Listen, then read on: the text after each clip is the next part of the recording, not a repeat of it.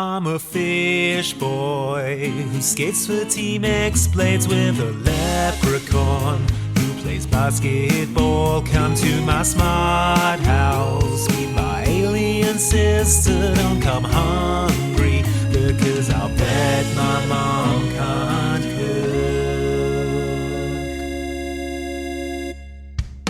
cook. Hello and welcome to Mom Can't Cook, a DCOM podcast. I'm one of your hosts, Luke Westaway. And I'm the other host, Andy Farrant. Merry Xmas to everyone listening when this podcast goes out on Christmas Day. However you celebrate, whatever you're up to today, we hope you're having a lovely, festive, seasonal time. Happy holidays. Andy, do you have my gift there? Yes, the one from me. Luke.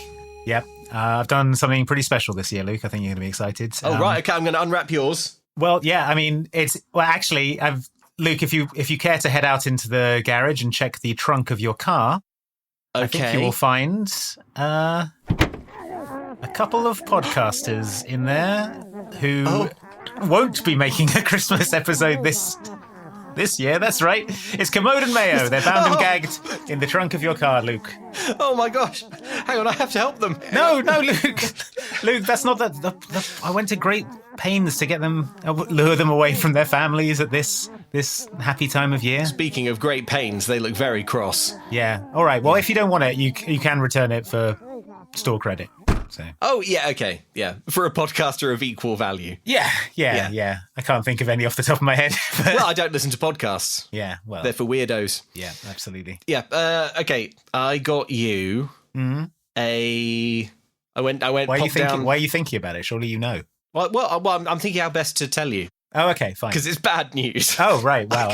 I went down to the centre of the earth and I got you a little mole person from the movie Motocrossed. Oh, that's nice. Just to help you out. Is this him over here in the corner, hiding sort of partially behind the curtains? Yeah. Oh, yeah, that's him. Yeah. Oh, he's sort of chewing on the curtains. Turn off all the lights would be my advice. Ah, right. Okay. Because he is blind and will lash out. He will lash out wildly. Yeah. Yeah. I mean wildly. That's good. I thought this was going to be like a gift of the Magi situation where I sold my Mark Kermode to buy you a Simon Mayo. Oh. But you sold your Simon Mayo to buy me a Mark Kermode and we ended up... Oh, yeah. We ended up with a complete set. We ended up with a complete set and then we could listen to their great thoughts on Godzilla -1. Oh, man. The problem with Kermode and Mayo and them being a running joke on this podcast is that I respect them so damn much. I listen to the podcast all the time with an increasing sense of guilt that we have this running... I'm like, oh, man, what if Andy finds out how much I listen to them? Well, okay, because it's Christmas, I'm going to allow myself this anecdote.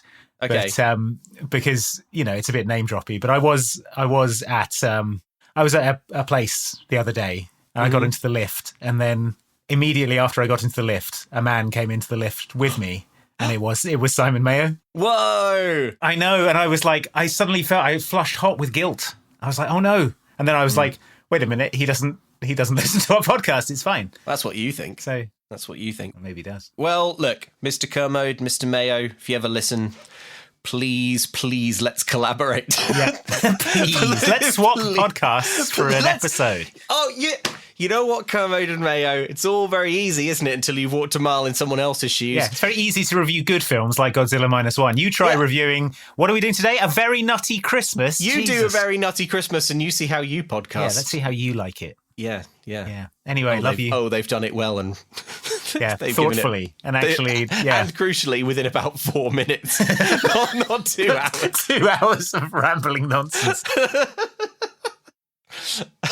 Okay. A Very Nutty Christmas. Yeah, it's not a Disney Channel movie because it's our Christmas. No, but if I'm being completely honest with you, listener, and I strive to be always, we are looking several times over the horizon to the point where there aren't any more Disney Channel original movies left, right? I mean, we will run out eventually. We will run out eventually because those cowards can't make them fast enough, even though... Eisner was cranking them out, but... I know. It seems as if almost no effort went in, and yet they can't make them very fast. What gives? I know. So outrageous. But anyway, our schedule is eclipsing the Disney Channel's schedule. So I guess one day, theoretically, we will run out of Disney Channel original movies. And when that happens... We'll need to find new prey to feast upon. Yeah, exactly. Rich new veins of ore.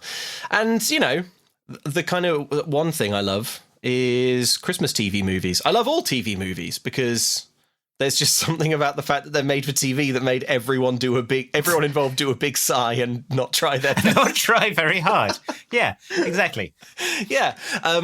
So I suppose you can consider this us dipping our toe. Dipping our toe into... we've got so many more decoms to do, though. So yeah, don't worry. Not happening anytime soon. But, just keeping an eye on it. Yeah.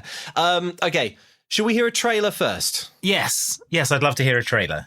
This holiday season, it's a wonderful lifetime. We have to make 15,000 cookies before Christmas. Hello, Nutcracker. You're going to help me get through the holidays, huh? At your service.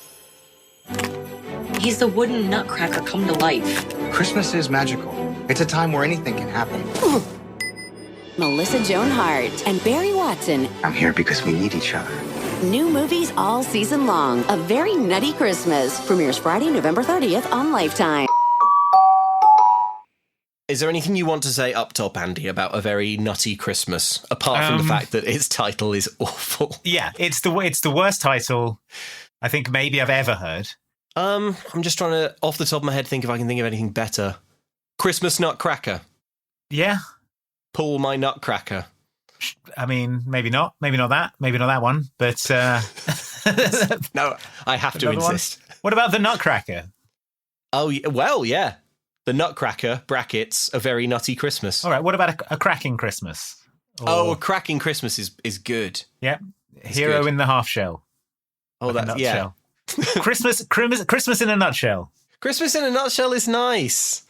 That's lovely. Christmas in a nutshell. Yeah. Oh, that's good.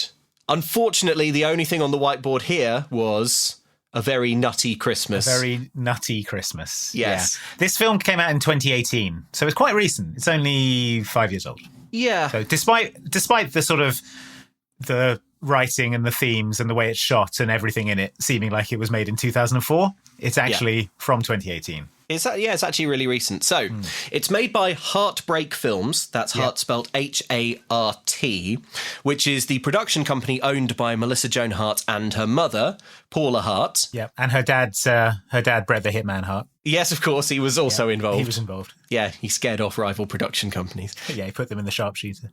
The website says, realising that there wasn't any real programming that the whole family could watch, Paula Hart and Melissa Joan Hart decided to found Heartbreak Films in 1993 to produce both projects for Melissa to star in and projects that they can produce. I didn't know this, but they produced Sabrina the Teenage Witch, and you will if you watched a lot of Sabrina, like I did and every right-thinking individual did, then you will definitely recognise the Heartbreak Films logo from the end.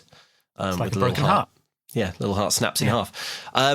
This is, although this seems like a sort of weird little anomaly of a TV movie, this is actually a small slice of a gigantic production empire. Content strategy that Melissa Joan Hart and her mother Paula Hart have basically been running with immense success for decades, and I wish them nothing but good fortune, frankly, because they've carved out a nice little niche for themselves. Yeah, exactly.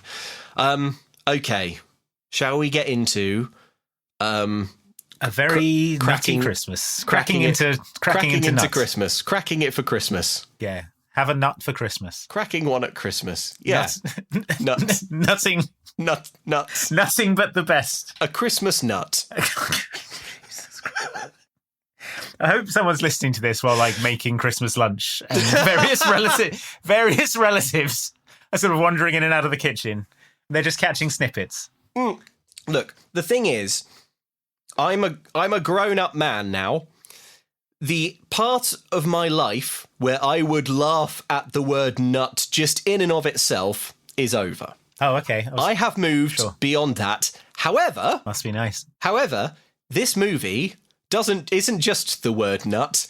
It is the word nut in all sorts of different contexts and with all sorts of different prefixes and suffixes. So I don't mind saying that I find it very funny every time someone says nut, nutty.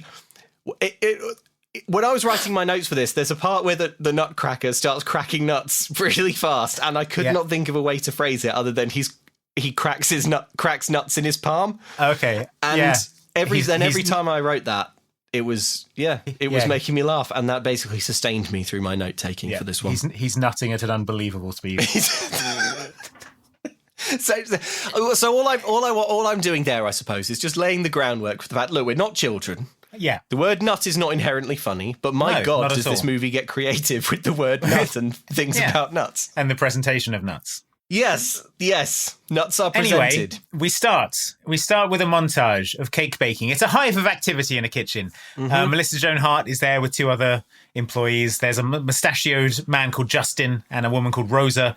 Melissa Joan Hart plays a character called Kate Holiday.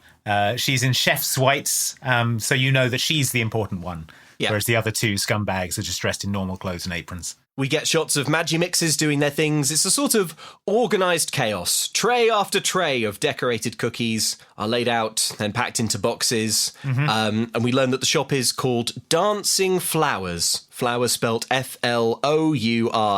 I hate this so much. I hate the name Dancing Flowers. I can't look at it. It looks wrong. It's like the words look wrong to me in my mind. It looks like they've missed a letter. I don't know what it's a pun on.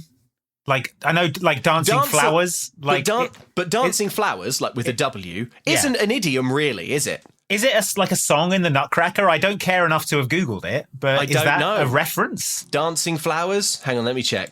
Dancing Flowers Nutcracker. What? Okay, there's a Waltz of the Flowers. So that must be what they're playing off. Well, why didn't she call it Waltz of the Flowers? Waltz of the Flowers. Also, Dancing Flowers. Like, how many flowers are you using? Dancing flower, maybe. Well, we know that they use nut flour. Which, again, sounds like a horrible euphemism. Everything in this film sounds like a horrible euphemism. Okay. The idea this scene is supposed to create, the atmosphere, is one of a hectic bakery. Yeah. People are like passing in the kitchen and doing that spinning thing where they're holding trays. Melissa Joan Hart is taking Instagram pictures of cookie platters. Yes. She's ordering the people around. Rosa needs to make the cutouts thicker. Justin needs to add sprinkles to the frosted ones. Something pings and she opens the oven and she sighs. A batch is burned. Mm-hmm. The timer didn't go off, says Justin. It did, says Kate. It's just that the music in here is so loud that you couldn't hear it. And also the timer did go off. The audience all just heard it ding seconds before you opened it and revealed they were burned. So yeah, that's what the ding was. I don't know what the problem is. In Kate's defence, the film is supposed to be telling us that Kate is a sort of hectoring, micromanaging boss who is constantly stressed. But all three of them have the job to make cookies, and Kate has to give instructions like make the cutouts thicker and add sprinkles to the frosted ones. Surely these things are just the recipe. Yeah. And also, have these people never baked before? It doesn't seem so. They're just sort of eyeballing the measurements. It's like, yeah, that's probably right. In the montage, we see in slow motion like a bunch of little edible silver balls lovingly scattered on a cookie, and one just sort of like rolls off. Like the actual cookie making is extremely amateur in this film, at least from Justin and Rosa. So Kate goes out into the bakery because the phone is ringing, and we get to see the bakery itself. It is, like all Christmas TV movies, an absolute riot of poinsettias. Poinsettias and ribbons. Yeah, it's poinsettias and ribbons. The vibe of these Christmas movies, like the decorations, are always so fascinating to me because every room is has to be maximally Christmas decorated. It's like a minimum of 3 Christmas trees, but they're so soulless. It's just endless ribbons and endless poinsettias. Well, also, they don't really have a lot of budget in these films. So it's always like they just went to like a Christmas market and just said, give me all your ribbons. Yeah. And then they would just sort of fire them out of a T-shirt cannon into the room. And they were like, yeah, that's it. That's done. Yeah, that'll do. That's fine. You can see all of them. Yeah, it's the most decorating. Yeah. And bear in mind that, like, these films don't even care about how this relates to the characters or the story, because this is about a woman who does not really have much joy of Christmas. And yet you look at the bakery she runs and you'd think all she did all year was like grow and harvest poinsettias. Like that was what the business was. Yeah. If you watch this scene, looks like a florist. There's more poinsettias than there are cookies so far. Yeah, but there is genuinely a row of poinsettias a foot deep in front of the sneeze guard with the cookies. Like, if you went in here to buy a cookie, you would have to wade through waist-high poinsettias. Can I take a poinsettia as well? I'm sorry, the poinsettias are not for sale. They are not for sale. Don't touch them. They're delicate. So as Luke mentioned, the phone is ringing. It's General McDavid from Army. Hello, General, says Kate. What can I do for you? What can I do for you? What's that? You want to double your cookie order? Anything for the soldiers, she says. Then later, in the back of the shop... Well, she says, Operation Cookie Drop is ready to go into action on Christmas Eve. And then she says, yes, General, I understand. I will not call it Operation Cookie Drop. I guess this is in case America's enemies were to hear the code name. Yeah, get wind of this. Well, maybe the code that's being used as a code name for a real military operation. Operation Cookie Drop is actually going to be an extremely... Isn't that what when they killed Osama bin Laden? That's what it was. I think it was Cookie Drop. Yeah, Operation Cookie Drop. Yeah, I think that was it. Yeah, it's like Kate, don't use that. That's used. Yeah. We're using that still. I know we got him, but we're still using it. But we retain. We keep the IP of the code name. So the army wants cookies. So the army wants an enormous amounts of cookies. In the back of the shop, Kate breaks the news to her own troops. Yeah. General McDavid just upped our cookie order. Boss, we can't keep working overtime. Of course you do. I mean, we have to make 15,000 cookies before Christmas. You know, I quit my job at the law firm so I'd have more time for my painting. You are an artist. I mean, look at these sprinkles. You're like the Jackson Pollock of cookie decorating. I am. You know, when we said we were best friends and we wanted to do everything together, I didn't think you meant everything. Come on, you guys. We can do this. We just have to step it up, okay? 6 days until Christmas. It'll all be over soon, and then we can go back to being happy.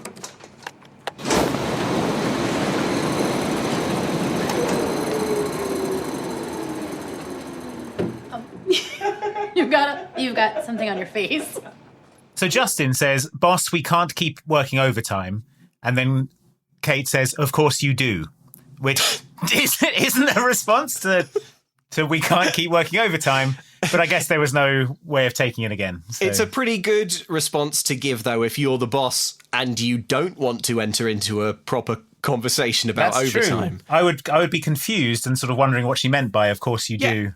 If you're a little management tip, if your employees ever ask for, say they can't work any more overtime, just start making bird noises and sort of flap your arms and walk out the room. Yeah, just say... Conversation over. Rubber baby buggy bumpers. Yeah. And then they're like, what? And then you're like, you're already in your car. And then say, oh, I'm sorry. I have a superpower that makes you not be able to hear the sentences I'm saying properly. Yeah. It's a sort of aura I emit. I heard that one. Yes, well, it's intermittent, isn't it? Oh, okay. Rubber baby bumper. Yeah, see, it's happening again. Just happened then. Man, you're right. Yeah, it did. So there's no way for us to engage on the topic of overtime pay. Yeah, you're right. I guess I better make 15,000 cookies. Exactly. Cornflour, rubber baby, something. Back to work. Yeah. So I think, I don't know if now is the time to get into this, but this is a enormous cookie order. 15,000 cookies. Well, okay. So we later find out that this is for a military installation called Fort Drum. Yeah. I Googled it. The population, according to Wikipedia, the population of the CDP portion of the base was 12,955 in the 2010 census. Okay. And the order is for 13,000 cookies. So basically... Someone's been on Wikipedia in the making of the film. So everyone gets a cookie, and then there are 45 left over. I guess for the general, for the general's private stock, his private reserve, of course. Yeah, I mean, he must reap the rewards of having achieved that rank. Yeah, the 45 cookies to himself. The sweet benefits of rank. Exactly. Yeah. So. Yeah. Sorry, that wasn't to say that this idea that they have to make 13,000 cookies for the army is in any way sensible or coherent. Because it isn't. What you can't see just listening to clips is that this kitchen is about 15 feet across. Yeah. There are 3 people working here. They have one oven. And 2 of them are Justin and Rosa, who burn everything and can't make cookies. But also, whenever you see anyone take a batch of cookies out of the oven, it's one cookie sheet with 12 cookies on it. So they're doing like 12 at a time. And every time they do it, they go like, another day's work. Yeah. Like, how are you possibly going to make like 5-figure cookie amounts? Well, they probably can't, but they don't dare tell the general. Yeah, he would strafe them, wouldn't he, in his F-14? Yeah, exactly. Yes. You would send the jets over. Yeah. Imagining Justin running away from a plane like in that Cary Grant movie. Yes. Oh, yeah. The guns firing. So Justin is a frustrated artist. He quit his job at a law firm so he'd have more time for his painting. But Kate tries to convince him that decorating cookies is the same as that and that he is an artist. She calls him the Jackson Pollock of cookie decorating, which isn't complimentary because Jackson Pollock's whole thing is mess. Yeah. And maybe that was intentional, whereas Justin's not doing this on purpose. He's trying to make it look nice. Yeah.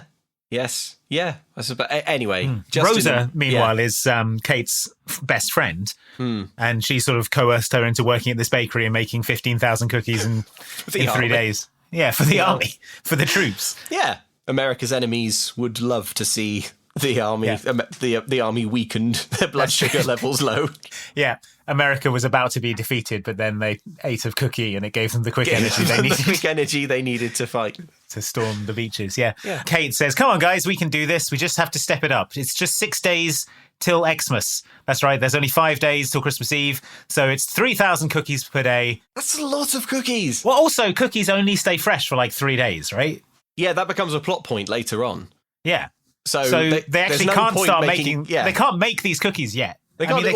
All they can do right now is write letters to their loved ones. Yeah, get their affairs in order. Get ready to die in the kitchens trying to make that many cookies. I mean, I know I make cookies sometimes, and I guess you could freeze the dough, but they don't seem to have any kind of like industrial scale equipment at this bakery. No, and also while you could freeze the dough, that's not the impression that you get from this bakery. They very much sort of hold themselves up as an artisanal school of cookie excellence, even though the cookies, when you see them, look quite dry and tasteless. Yeah, and sort of tastelessly decorated. Do you know what they're like? They're just sort of like, it's really basic. It's like shortbread. Sort of sheet icing, like decorations. Like this is a big cookie that looks like Santa's face. Do you ever see like cooking TV shows where it's all about presentation and you'll see a chocolate cake that's like 9 feet high and like extremely ornate, but it's actually mostly like fiberglass or polystyrene. It's just sort of inedible, basically. Yeah, they're like that,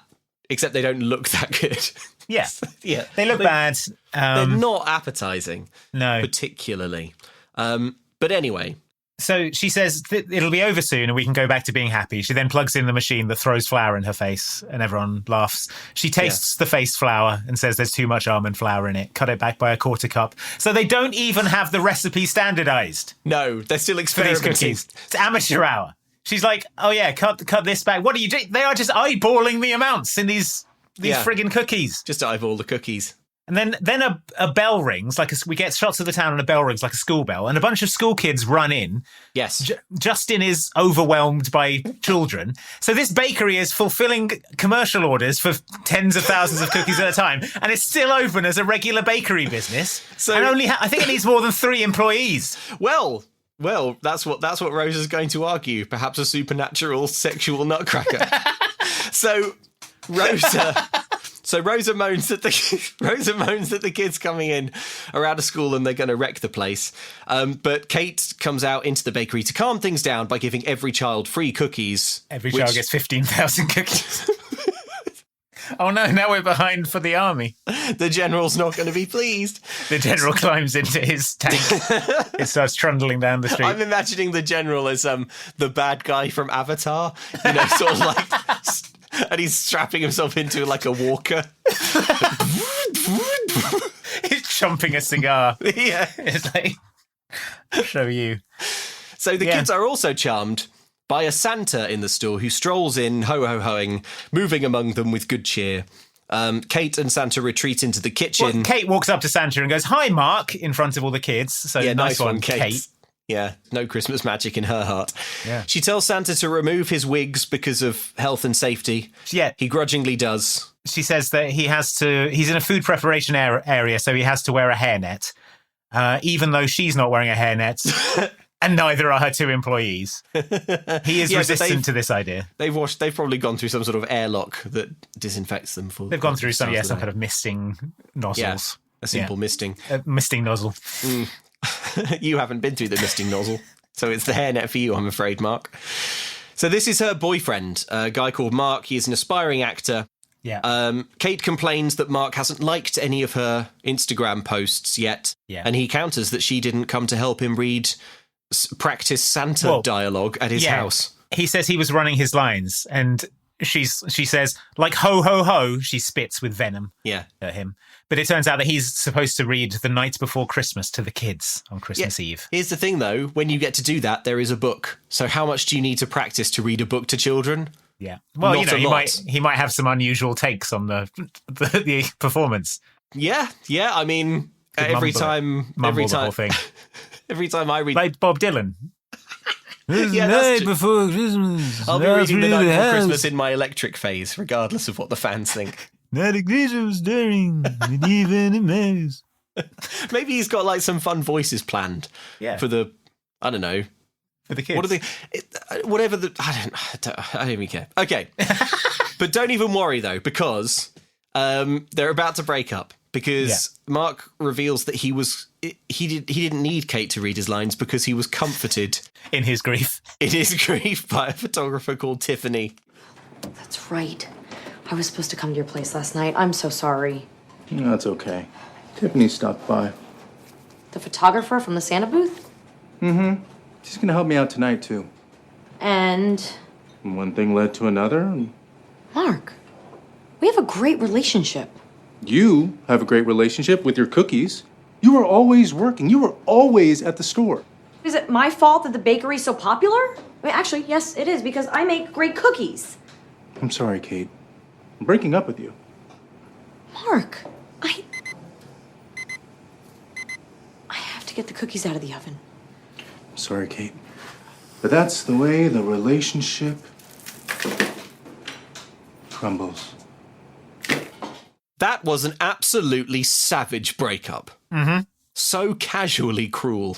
Well, I mean, they did have a date, and she stood him up, and he does read a children's book. I'd skip that date. He does read to children on Christmas Eve. Well, like he will later reveal himself to be bad. Santa is his job. Read this children's book and practice it on your own time. It's going to take 15 minutes. Yeah, that's true. That is true. You don't have to set aside a whole evening to read a children's book. He didn't have to say that's the way the relationship crumbles and then crush a cookie in his fist. Yeah, he crushes a cookie in his fist like someone sort of crushing a heart in Mortal Kombat. Yeah, like Emperor Palpatine crushing the kyber crystal of your lightsaber or something. Exactly. So later, Rosa and Justin are gossiping in the kitchen about the breakup. They talk about how some people miss all the signs when it comes to relationships, and then they look at each other in a way that tells the audience that they fancy each other but are shy. As if they wish they could have a very nutty Christmas of their own. But are shy. Melissa Joan Hart is in the fridge drinking eggnog out of a jug. Yeah, she's filled a Pyrex with nog. Yeah, she's getting nogged off her noggin. Yeah, she's like drinking nogged the fatal out of her dose. Gourd. Nogged senseless in the fridge. So Rosa comes in and says that Kate deserves someone who makes her happy and helps her to enjoy Christmas. Yeah. Kate says that there's no Christmas for her this year. She's too busy with work. Rosa says that the shop needs more staff. Kate says she can take on the extra work herself. Yeah. And stands up resolutely and then crumbles like one of her bad dry cookies in total grief. Yeah, so she explains why their relationship didn't work. He works at night, I work during the day. He likes cats, I like dogs. Insurmountable. He works in the arts, I like to make a living. Man, she is... wow. Yeah, Yikes. It's pretty harsh. Yeah, very harsh. Yeah, and that's sort of that scene. Then we cut to the post office. She has a bunch of cookie packages to send out. Yeah. There are signs everywhere, like on every surface, for a Christmas ball. A fine pageant of Christmas revelry that the town will be hosting. Kate bumps into a series of her friends in the post office who all say they can't wait to see her there with Mark, and she gives a series of excuses. There's a woman who says, Trevor and I asked to be seated with you and Mark at the Christmas ball. We're so happy you're really going this year. Can you ask to be seated with someone without their... Without their consent? Yeah, I don't think so. But it's happened. Phone up a famous restaurant and say, "Are there any celebrities in? If so, I would like to be seated with them." Yeah, I would love to be seated with Mark Ramprakash. Come on, seat me with him, please. So Kate gets to the front of the queue. By the way, she's holding a huge stack of parcels that she's taken to the post office, none of them are addressed. They just have gift tags. She's putting one in the mail that just says Brian on it. So I don't know where she thinks these are going. But the woman who's working there, who's called Clara, commiserates with her about the breakup. She's like an exposition woman. Yeah. She's like, I thought you were going to California with these boxes. Your sister is having a baby, as you know. Your whole family is there in California, as you know. But Kate says, I had to cancel going to California. The bakery is keeping me busy. Yeah. And then the postmaster woman, Clara, she says, well, let me just close up the post office here at our busiest time of year, and I'll walk home with you, and we can go to the Christmas market. Sorry, together. Everyone behind you in the queue. Everyone in town seems to love this unpleasant baker. Yeah. So they walk home together through a Christmas market selling all sorts of landfill Christmas crap. It's like all sorts of free catalogue that came unsolicited in the mail. Yeah, it is. Oh, man, it's just all. I love Christmas. I love Christmas decorations, but this stuff, it's just so bleak. It's like the camera sort of lingers lovingly on just row after row of like cheap terracotta Santas. Yeah. And like wooden like key holders they're just like the most thoughtless Christmas presents you can imagine. I don't know this person at all. I'll get them a wooden bowl for their keys. Yeah. Do you want a wooden tie? Because that's what they sell here. Is that anything? Is that anything? Anyway, yeah. So, but the movie loves it and portrays it like it's good. It also portrays this market as if it's big and bustling, even though it's like 3 tents and stalls, 3 people. Yeah. So Clara invites herself over to Kate's house for Christmas. She got word that her nephew won't be coming for holidays. He didn't get his furlough through. Yes. Oh, no. When Clara invites herself over, Kate says, she makes a face that says no. She makes a face that says, don't come to my house for Christmas. But Clara isn't dissuaded. Kate says that the new oven at the bakery really set her back. Yeah, the one that does 12 cookies an hour. Yeah, so it's like one of those little kid ones with a light bulb in it. A light bulb in it. Just like, man, it's going to take a while to fulfill 15,000 cookies for Army. Meanwhile, America's enemies sharpen their knives. Meanwhile, the general slams a hunk of unobtainium into his walker to overcharge the power cells. If we're going to decimate the Na'vi population, my troops need cookies. Well, yeah, I mean, an avatar body is 7 feet tall. Yeah, oh yeah, that's true. It's going to need... That's what the extra 45 cookies are for. Every avatar gets one extra. Gets 2 cookies. If you're in an avatar body this Christmas, you'll receive double cookie rations. Nice. I knew it was worth becoming an avatar. Yeah. It was worth putting my consciousness into a blue cat. So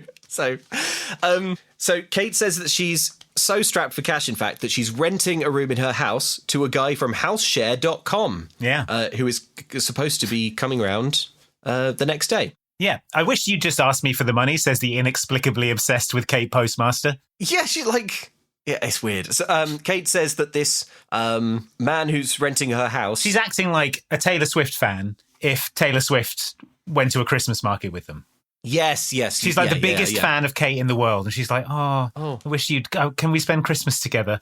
I wish you'd let me give you money. Can I give you money? Can I give you the money now? Is there anything I can do? I have it right here. Please, I'll just tuck it into your back pocket. Trembling hands spill money all over the floor. Oh, no. What have I done? Falls to knees scrabbling. Groveling on the floor. I'm so sorry. I'll have it cleaned. Yeah. Anyway, carry on. Sorry. Kate mentions that the guy from houseshare.com is in town for the Nutcracker ballet. He's not a stranger. He's on houseshare.com. They know who he is. They'd never allow murderers on their website. No, not houseshare.com.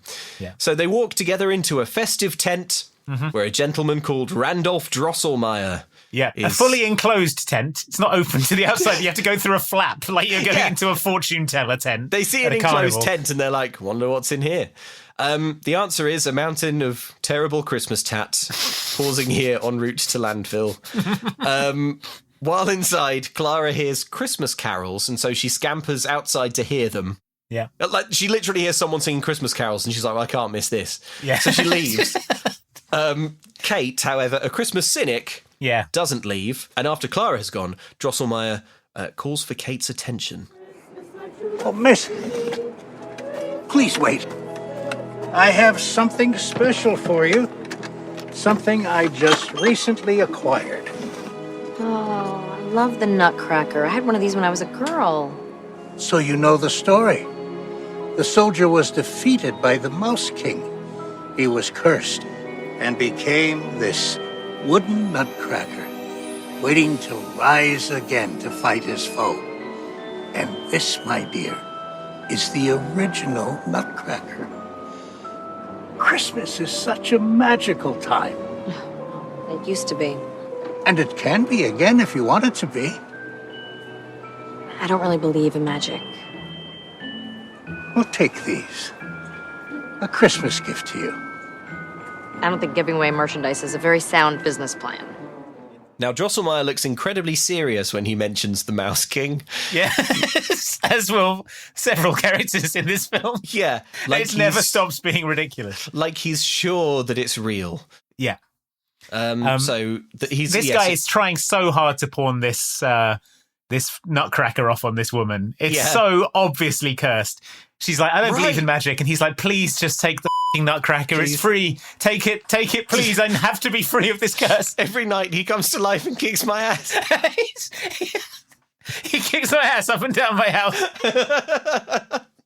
I can't take it anymore. Oh, Drosselmeyer! Oh no, he's come to life At the stroke of midnight, he comes to life. He's swinging a bag of doorknobs. Please, you gotta take this. I can't take another beating. The other option for me is that the nutcracker is like full of heroin or something. Oh yeah. And yeah, tonight Drosselmeyer will pay 2 goons to break into Kate's house and retrieve it. Just carry this nutcracker across state lines for me. Yeah, I need you to put your fingerprints on this nutcracker. Don't look at the back that's covered in blood. Yeah. It's like an Ace Attorney weapon.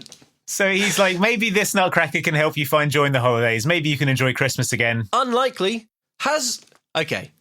Are nutcrackers more of a thing in America? I suspect not. Who cares about nutcrackers? No, I mean, who eats nuts? They are rubbish. Also, do you know that you can get nuts pre-cracked? Yeah, in a bag with like barbecue seasoning. Oh man. Yeah, that's good. That's what, and even though they do that, I don't eat nuts very often. Yeah. Not at Christmas, and I don't think other people do either. I understand that a nutcracker is like a traditional Christmas decoration, but nobody... Yeah, from the 16th century when we didn't have TV or Xboxes or virtual reality headsets. Nutcrackers look, I think, objectively unpleasant. Like, there's kind of classic nutcracker, and this is a classic nutcracker. Like, the eyes are all weird, they've got and huge staring. chomping teeth. Yeah. It's like, okay, all right, I've got you a walnut. You're like, oh, great, well, that's half an hour's work, thanks. Yeah. And like, no, it's not, because what I've got here is a wooden man, and I want you to open the man's mouth, place the nut in it, and then he will impact the nut with his mouth. They're so top-heavy and the nut as well. will get smashed with the shell and all get smashed together, and then you'll have to pick out the actual edible part. It's a very long way for all of the nut crap to fall out of the mouth. And the head is enormous and the feet are tiny. So, like, how are you supposed to keep these things upright while you're cracking It's hairy. nuts? It's got a load of hair on it. Yeah, you're going to get, like, nuts in the hair. You're going to get nut hair everywhere.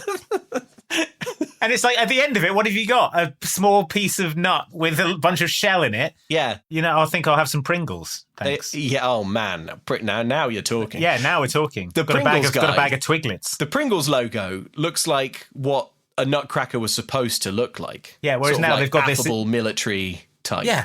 Where you've got this like insane corpse like gnashing its teeth. Yeah, like the skin has receded from its gums, and so you've got these huge gnashing teeth, the white corpse hair. It looks like, you know, at the end of Indiana Jones and the Last Crusade, where the guy drinks from the wrong grail. Yeah. And he's like, that.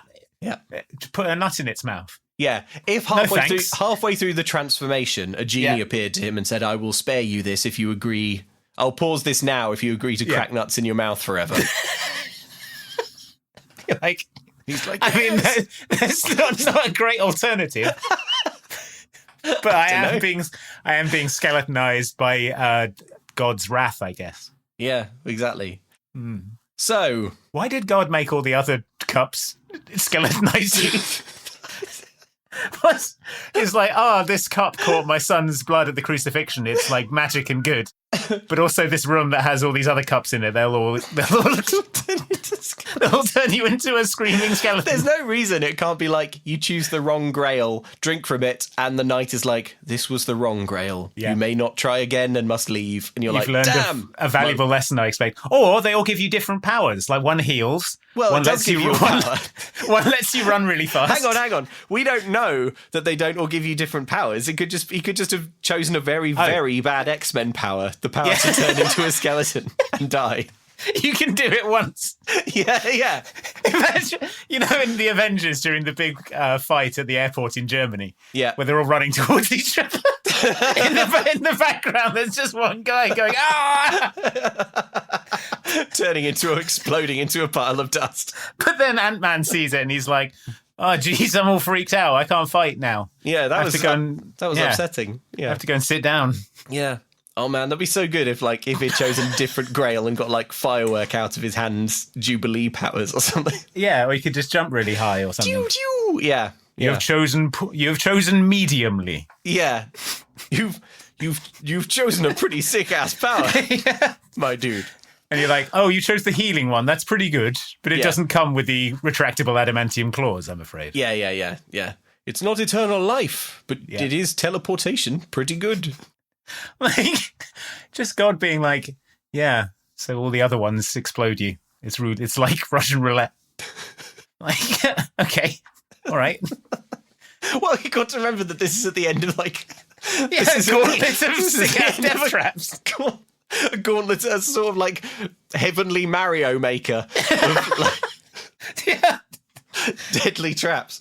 Also, the one where it's only the penitent man will pass, and he's like, oh, I know what that means. You've got to kneel. And then saw blades spin out of the floor and wall. Yeah. And he has to do a roll over them. It's not kneel, is it? It's a forward kneeling roll. He has to do a full shoulder combat roll out of... Yeah. Well, in medieval times, that's how they kneeled. That's how they were penitent before God. You would meet your liege lord and you would just sort of combat roll into his legs just do a to show your fealty.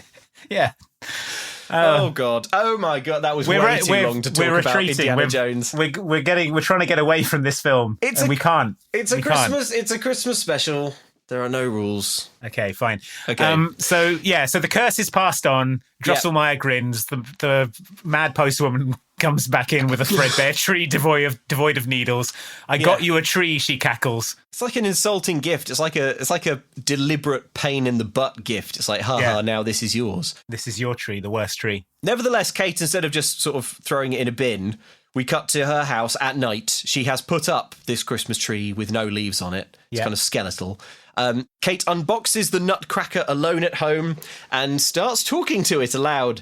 She tells it that when she was little, a nutcracker was her favourite decoration. Yep. To tell the truth, she says to this staring-eyed, grey-haired sort of little maniac. Homunculus. To tell the truth, she says, I had a crush on you when I was a girl. What was it? Was it the long white hair, the staring eyes, the chomping teeth? I think, it was the ability to crack a nut in its mouth. Maybe the Backstreet Boys didn't make it to Kate's town, or they were snowed in the year that Leonardo DiCaprio was in Titanic, so there was only the nutcracker to crush on. Yeah, so that's vaguely man-shaped. Yeah, it's got a little pointy nose and a long white straggly beard that sort of goes down to its waist to catch nut scraps. Honestly, they could have found a sexier nutcracker. Yeah, I mean, I think it's the bared teeth that I find so distressing about it. Yes, yeah, it is. Yeah. They're kind of chomping. They're like a sort of square, like an angry cube of teeth. Well, it's just like the lips have been torn away by something. Yeah, torn away horrifying. By too many nuts. Yeah. So Kate accidentally knocks the nutcracker over and its arm comes off. Then Kate superglues the arm back on and puts the nutcracker underneath her shit tree and says goodnight to it. And you're not getting out of this that easy, nutcracker. Yeah. The way she glues its arm back on, it sort of implied that that's going to be something... Or anything. Yeah, this is nothing. It's absolutely nothing, right? Yeah. I thought for sure when the nutcracker came to life, its arm would be in a sling or something. Yeah, or he would have missing an arm and fountaining blood everywhere. But no. Drosselmeyer should have tried that. Break its arms off. Then at midnight, when it comes to life to kick its ass, it just bleeds out on the floor. Yeah, it's just you, Drosselmeyer, you son of a... Drosselmeyer leaning against the wall, hands over his ears, eyes pressed shut. Drosselmeyer grimly picks up the bag of doorknobs, swings it again and again into the Nutcracker's face. So, yeah, we get a spooky music zoom on the Nutcracker. It's midnight on the clock, and a Xmas snow wind blows in through the open kitchen window and touches the Nutcracker. Yes, it's like CGI snow goes in. The Nutcracker touches the Nutcracker's face and mouth. In the morning, Kate awakens. It's 9:43 a.m. She slept in. We see that she has a photo on her nightstand, which is a photo of her as a little girl by a Christmas tree. An absolutely bonkers individual photo to choose to have up by your bedside. A photo of yourself when you were a child? What? We've already learned that she has, like, a sister? Yeah, she has parents. She has family. She has best friends. A photo of myself. A photo of myself, age 6. Age 6. When I still enjoyed the magic of Christmas. It's bizarre. Anyway, she comes downstairs because she's overslept. She's on her phone and she's busy. And she steps over a body on the floor. She steps over what looks to be a corpse, lying on its back in her living room. We can only see, like, the legs poking out from behind the sofa. Then coming back through from the kitchen, she trips over the figure. Mm-hmm. The figure is a man. She looks down. He's a bearded man in full German military regalia. Yeah, from, like, the old centuries. Yeah. Well, it's Nutcracker clothes. He's dressed as a Nutcracker. He has including a gigantic hat with a large ornamented feather. Yeah, and studded with rubies, and he has a wooden sword. Yes. This film, all the way through, is going to act as if a wooden sword is threatening. I think it acts as if a wooden sword is fine. Like a wooden sword is not threatening at all. But he explicitly uses it to threaten people later who are threatened by it. Yeah, but, like, you could hurt someone real badly with a wooden sword. Yeah. But the film's like, oh, it's fine, though. It's a wooden sword. Yeah. Like, she finds a man lying on the floor of her house, and he's got a sword. It wouldn't comfort me much that it was wooden. It's basically a club that he's got there. Anyway. And she's very fine with this, though. She's like, oh, hello, I'm Kate. You must be my house share guy. I guess you somehow found the key under the mat, let yourself into the house, and then passed out under the tree. That's normal. In full military regalia. In full military regalia with no luggage. So yeah. She says, what's with the sword? And he says, I'm here to protect you. When the Mouse King comes, I will keep you safe. Which is probably the most frightening thing a stranger can say to you. Yeah, well, she says, of course you're here for the Nutcracker ballet. And then he shrieks, I am the Nutcracker, and on Christmas Eve, I will rise up and fight the Mouse King. Let's have a clip of that. Oh, did they lose your luggage? I hate that. Well, listen, welcome. I've got to go to work, but we can catch up later. I like your uniform. What's with the sword? I'm here to protect you. When the Mouse King comes, I will keep you safe. So Kate's response to this is to say, oh, great, another actor. Yeah. And then she walks out of the house, leaving this man alone in it. Yeah. He runs in front of her, sword drawn, looking for the enemy, he says. She sees he has, like, a nationalist tattoo on his neck saying made in Germany. Yeah, it's like in a sort of illuminated manuscript, sort of monkish font. Yeah. She says, you must be a very proud German. It's the sort of thing you would get if you were part of some sort of far-right community. That's how it looks. The only saving grace is that it's very, very obviously a temporary tattoo. It's like peeling up at the edges. Yeah. So maybe that makes it look slightly less terrifying. But what is definitely terrifying is the way that this stranger who's awoken in her house is sort of, blocking access to her car and pacing around her. Like, he's kind of he's like crouch walking around with his sword out. Mm-hmm. Kate sees that her car is snowed in, and she goes back into her house to get an ice scraper. But when she comes back, the stranger has cleared her car of ice, seemingly by hitting it with his sword over and over again, like he's trying. He crunched up all the snow with his mouth. He compacted it into just a single super dense snowflake. Snow cube that he then hurled into the middle distance. Is it about my cube? Yeah, it's like... we should try and keep track as we go of the Nutcracker's powers. Okay, so ice clearing. Presumably he can emit heat.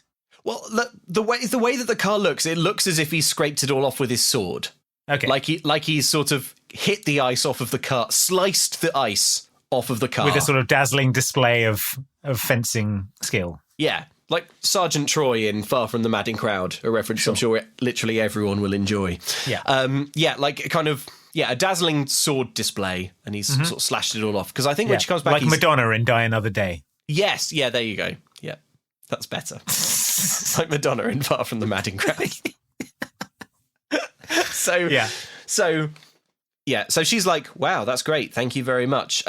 He blocks the car door so she can't get in. Yeah. Then she asks to get in and he opens the door for her extremely courteously. She tells him that towels are in his room and we'll catch up later on. And then she drives off.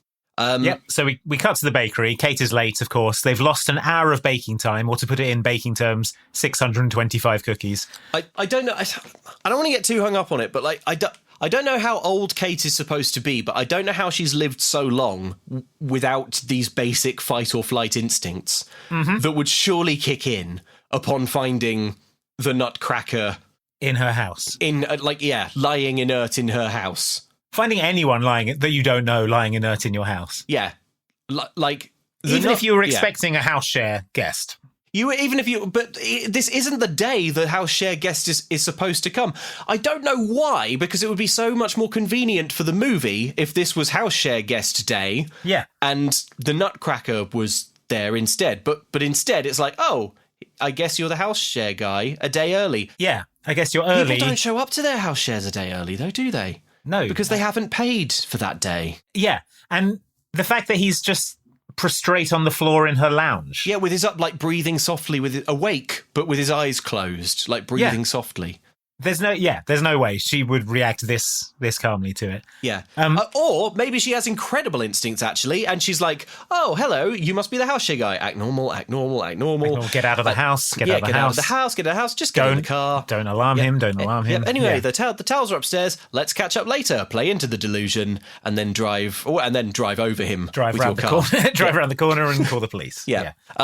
Anyway. So in the bakery, Justin's making the dough. Kate explains that she's late because she was checking in her super hot house share guy, and he's super hot. So Kate says if you put a tray of cookies next to him, they would bake by themselves. Because of how hot he is. Because of the heat he's emitting. I remind you, he looks like a nutcracker. Don't get me wrong. Super hot. The actor is a good-looking guy, but unfortunately, he looks stupid because of the way he's dressed like a nutcracker with a great, big, tall, floppy nutcracker hat on his head. Yeah. She says that he was so hot, but a bit strange, but not scary strange. Not scary strange. Nothing he's done is scary. Nothing about the way that he attacked her car with a sword and ranted about the Mouse King. About the Mouse King. Then we hear a horn honking outside, and we look out the window and see that he is outside, stood in traffic. Yes. He's hot, says Rosa.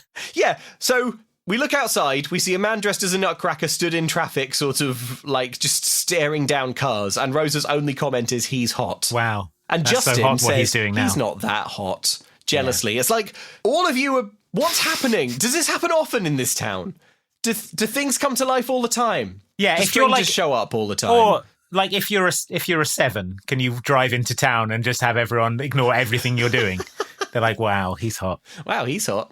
Wow, what's he doing? I don't care, he's hot. So outside, the nutcracker has mistaken traffic lights for Christmas lights. Then he scampers off into town and tells a tree salesman that his tree stand is not large enough, quote, for when the trees grow tall on Christmas Eve. Yep. Get out of here, nut job, he says. It's Nutcracker, cackles the nutcracker and then runs off. So hot. So keeping track of his sort of powers and mind, he believes himself to be the nutcracker in the Nutcracker musical.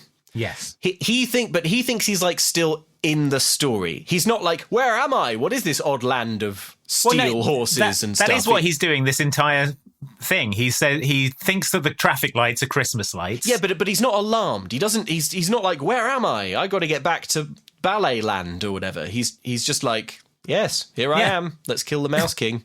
He sees some carolers. He runs and joins in. They're singing "Oh Christmas Tree, Oh Christmas Tree." He runs in and starts shrieking "Oh Tannenbaum" over them, drowning out the singers. Yeah. They try and ignore him, and he sort of capers and cavorts around, runs off again, and he's touching everyone's Christmas market goods.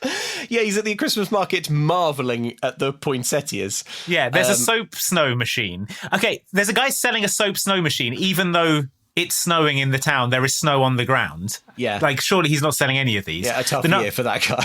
Yeah.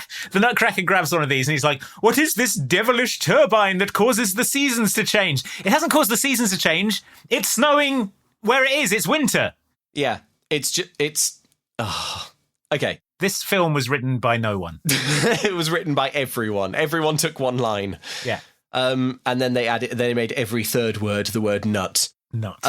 So I hate soap snow, says Melissa Joan Hart as it goes in her eyes and mouth. Yeah. The Nutcracker needs to grab a star tree topper, he says. So he starts clambering up the biggest Christmas tree in the town square. Yeah. So he's climbed up a really, really tall Christmas tree. He's like, I would estimate 2 stories high. He's kind of right at the top. Kate catches up with him and yells for him to get down, but his sword is stuck in the tree.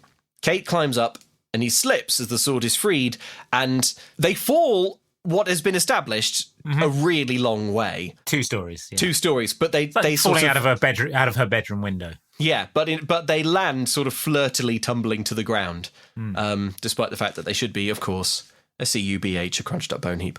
Yeah, fine. This is all being observed by Mark and his new girlfriend Tiffany from Santa's grotto. Yes. So Kate initially is like, "Hey, let's go back to my house," because everything about his behaviour says, "Let's go back to my house." But remember, he's hot. So yeah, she's like, "Let's go to the bakery and have some coffee and cookies." You can't spare a single cookie. Yeah, right. You've got to make 15,000 for the military. The very fact that you're not there right now making as many cookies as you possibly can has basically ruled out achieving this. Yeah, the general is going to turn up in some kind of hunter-killer attack helicopter. It's over for you, Kate. So then the Nutcracker gets an eyeful of Santa, Kate's ex. Yeah. And Kate he calls him Weihnachtsmann because he's ostentatiously German, even though he hasn't an American accent. He has an American accent and speaks English. Yeah. So Kate is inspired to try a little mischief with this unhinged swordsman. So they we see them walk up to Santa in slow motion. And Mark, who you remember Santa, is extremely enraged. Yeah. He asks Kate, This is my town, he says. Do you want to sit in my lap? And Kate replies, no, I want to sit on his. Yeah. And then sits on the Nutcracker's lap for a photo. He takes a sexual Santa photo with no Santa in it. Yeah, they kick Santa out his grotto and take a lascivious picture of themselves about grinding on this Nutcracker. The problem, this film is so wild. Yeah. This podcast could be 24 hours long. Mm-hmm. And it's going to be long. But yeah. It feels like there's absolutely no limit to how long I could talk about. I feel like so far we haven't done justice to the fact that the concept of this film is that a paranormal sexual nutcracker has come to life. It's come to life. And is running and is capering around the town, climbing up trees and attacking people and shrieking about the Mouse King. Yeah. Uh-huh. But at the same time, I don't know what I can do other than just say that that's what's happening because it is. Yeah. It's like, I've got that feeling that I sometimes get when the movies that we recap are particularly bizarre, that I almost want to shake the listener by the lapels and say, are you hearing this? Do you believe me? Yeah.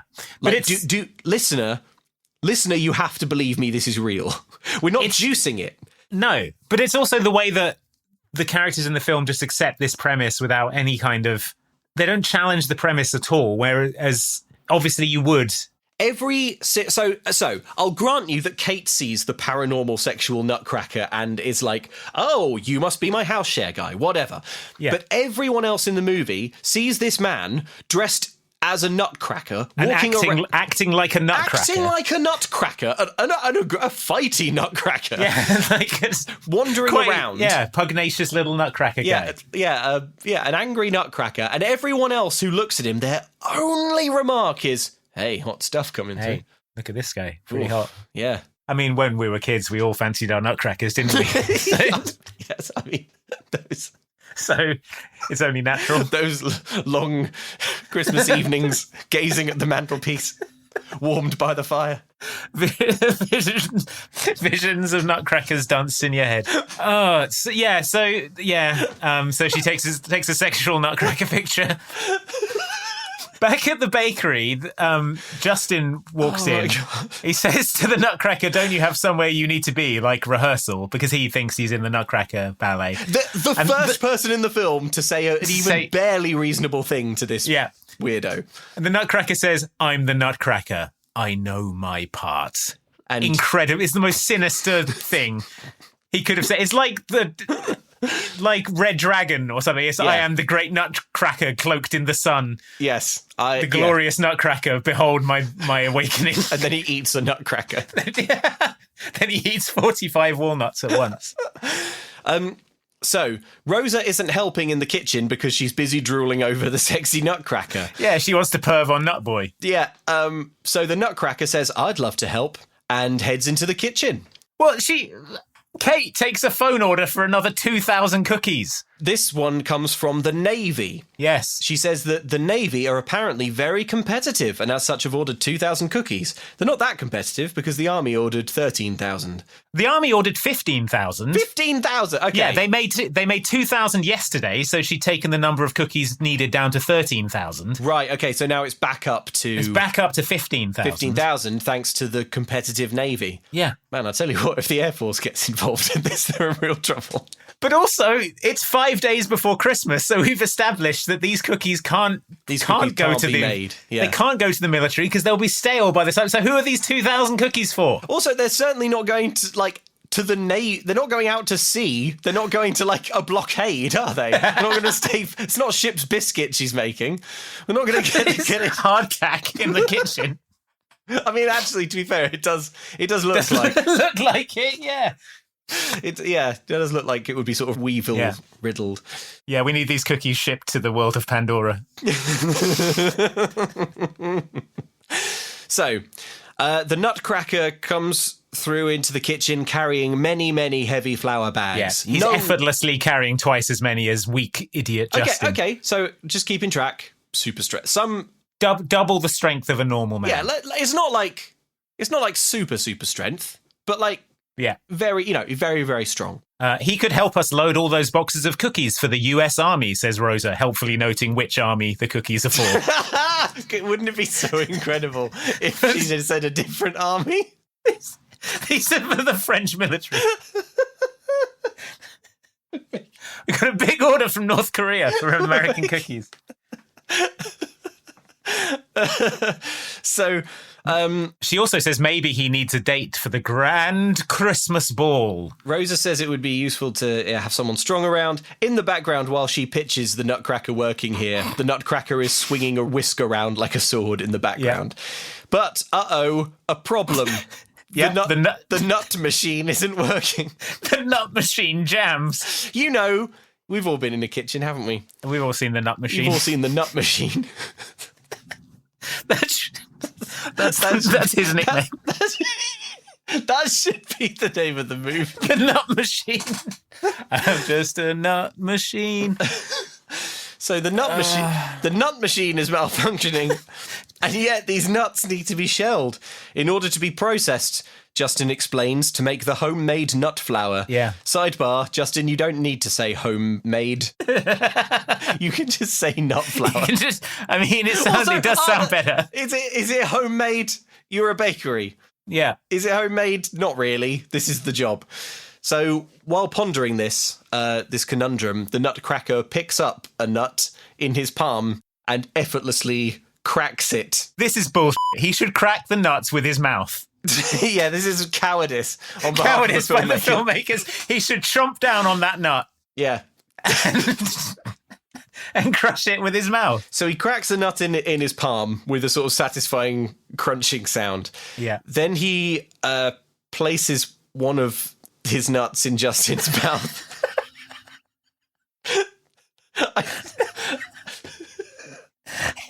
He does, though. He does do that, yeah. He does do that. We get a montage of the Nutcracker. Oh my God. Shelling nuts by hand, throwing them in the bowl. Rosa is filming him. He's doing all kinds of trick cracks with his biceps, with his hands. He's smashing it. There's so much shell getting in the nut. He's like he's wrecking up all these nuts with his bare hands. It's kind of in fast motion, but not very fast motion. He mostly does it while inches from Justin's face with a sort of manic grin. With a sort of energy that says, "This could be your face next." Yeah, exactly. I could crack your windpipe with. I could just crush your skull with my bare hands. This could be your Adam's apple, Justin. Oh God. So yeah, he's cracking nuts non-stop in the kitchen, and Rosa is filming on her phone. Done. I had that one. Okay, the repairman will be here in an hour. We did it. We cracked all the nuts. At your service. Do you want a job here? I want to help you, Kate. I can give you $100 a day. I can only stay till Christmas. I only need you until Christmas. What's your name, anyway? Chip. Okay, Chip. Why don't I show you how things work around here? Yeah. So she's paying the Nutcracker $11 an hour to crack nuts with his bare hands. Yeah, to crack nuts faster than getting the nut machine repaired. He doesn't have to wear a hairnet. No, none of them are. So she takes off his hat, and she looks at the hat and says, "These can't be real rubies," correctly because they're clearly plastic. Yeah. Then she dusts flour off of his torso in a sexy way. Yeah, and then he starts giving dire warnings of the Mouse King. Just when things are getting steamy, he's back on his Mouse King BS. So Kate says the Mouse King is real. The Mouse King is real. Kate says we make about 3,000 cookies a day, despite the fact they made 2,000 yesterday and everyone was dying of overwork. Yeah. They've still got 12,000 to make after today to make, box and ship for our huge order at Fort Drum. Yeah. Soldiers love cookies, says the Nutcracker, whose name is Chip. He says his name is Chip. I think we should just keep calling him the Nutcracker. I don't want to call him Chip. It's cowardice. Call him the Nutcracker. Have him crack nuts in his mouth. I don't think the Nutcracker in the ballet is called Chip. Is he? I don't think so. He's called. No. He's just the Nutcracker. He's called the Nutcracker. They just couldn't stomach referring to him as Mr. Nutcracker. He should say, "I'm." What is it? I'm Chip. He should say. He's already said. He should say, "I am the Nutcracker." Yeah, and he should say, "I would love to flirt with you, but I have to keep my mind sharp because soon I must run the Mouse King through with my blade." The Mouse King is no doubt amassing his forces. Yeah. In fact, the very fact that you're flirting with me suggests that you are the Mouse King or one of his pawns. Or a double agent of the Mouse King. A double agent of the Mouse King. Yeah. I can't take the chance. I must slay you. I must slay you and everyone in this kitchen. I'm going to feed you into the nut machine, which is what I call my mouth. So Kate is taking him through. That was good, just to give the listener a clean take of you saying, "I'm going to feed you into the nut machine," which is what I call my mouth. It's my Christmas gift to you. Christmas gift to you for your ringtones and such. Every cookie she makes tells a story. Yeah, she names each one after a family member because it makes her feel closer to them. This is the Sabrina Snickerdoodle, named after my sister, and the Nutcracker eats one. We can't spare these cookies, Nutcracker. No. They're for America's heroes. She describes the complex instructions for cooking each of these different types of cookies, which doesn't match up with how they look. They all look like the same kind of cookie. Yeah, bad. But anyway, the Nutcracker places one in his mouth and immediately identifies it ratatouille-like. He says almond flour with 2 parts caramel and a touch of honey. And she is like, she swoons hard. She faints away. She faints dead away hearing him sexually describe cookie ingredients. Okay, so just add that to his powers. Sort of super taste. Super charisma. I imagine it's like he has like super taste as it applies to Christmas things. I don't get the impression that he could like taste a cheeseburger and identify but he could tell you where the peppermint for a candy cane came from when it was grown. Yeah. That kind of thing. Kate explains about her business. She was an investment banker. What? And when she was an investment banker, she didn't have time to shop for gifts. So instead, she made all of her business contacts homemade cookies, which is objectively much more time consuming. Yeah, like, why not order them cookies online to be delivered to where they are? Yeah. She gave cookies to her boss, who said her cookies were better than her stock tips. So the next day she quit. Yeah. While she's sort of rambling, she does that thing that people do in movies where they do a load of exposition about themselves and then go, oh my gosh, I don't know. I don't about myself. Yeah. I can't stop talking about myself. I never tell people this. Wow, I'm opening up to you so much. But God, shut up, Kate. Close that mouth. Can't stop looking at your handsome nut-cracking mouth. So she's like... Stop looking at your giant teeth. Can't stop looking at your receding gums, and it reminds me of the sexy mouth. Of the flecks of nutshell everywhere. It reminds me of the big sexy mouth of my childhood nutcracker. Sexual nutcracker we had. But suddenly there's a problem. The Tates just cancelled their order and it was 1,000 cookies. They're already made and ready to be shipped tomorrow. It feels like you should have provision against this kind of thing in your ordering process. Perhaps, once they're ordered and made, the order can't be cancelled. Yeah, also, presumably this isn't a problem because I imagine at this stage there aren't refunds. Yeah. Yeah, so it'd be like, okay, well, it's 1,000 cookies that we're going to throw in the bin, but I guess, we get paid, so jobs are good. In fact, we can use those cookies. We can send them to the army. So they can't send them to the army because they'll be stale, which means that the 2,000 they made yesterday are also useless. This film is it's aggressively nonsensical at every turn. But also, she's just got to eat the cost of these 1,000 cookies because these guys went, you know what? There's only 4 of us. I think 1,000 is too many cookies. Some of the plot points of this movie don't feel like simple oversight. It feels like someone wrote a movie and then a malicious gremlin snuck into the scriptwriting room and edited it to make it not make sense anymore. I don't think it's that. This movie feels like it was written in real time. Like the writer is in the room next door writing the next scene now. It's all improvised. Yeah, not even that. It's just like no one is keeping track of any of the details. Someone's in there with a typewriter going, here's the next scene, and they roll straight into it without breaking the shot. I had a really hard time in this movie keeping track of how many days it was to Christmas because there are so many different indicators of Christmas Eve, Christmas Day and stuff. I don't think anyone is keeping track of this stuff. No. On the production. You don't get that feeling. Okay, so this is bad news. Andy, I've got a little Christmas money burning a hole in my pocket, and I thought what I'd do is I would dress myself head to toe like an old-fashioned nutcracker. I see. And just head out into town. So the sort of gold frogging on the coats, the boots, rubies, the tall hat. Rubies on my hat, resplendent is how I would look. What do you think? I think, I think you might draw some looks. Yeah. I don't know if that's what you're going for. Well, my main priority is to impress video gamers. Okay. So will this fit the bill? Okay, not overrepresented in video games, nutcrackers, I would say. Probably. Okay. What you want is some cool licensed t-shirts. Okay. From sort of top video game franchises. Okay. Persona or God of War. All right, I'll consider that a plan B. The concept of PlayStation or a really cool Final Fantasy 14 satin jacket, maybe something like that. Okay.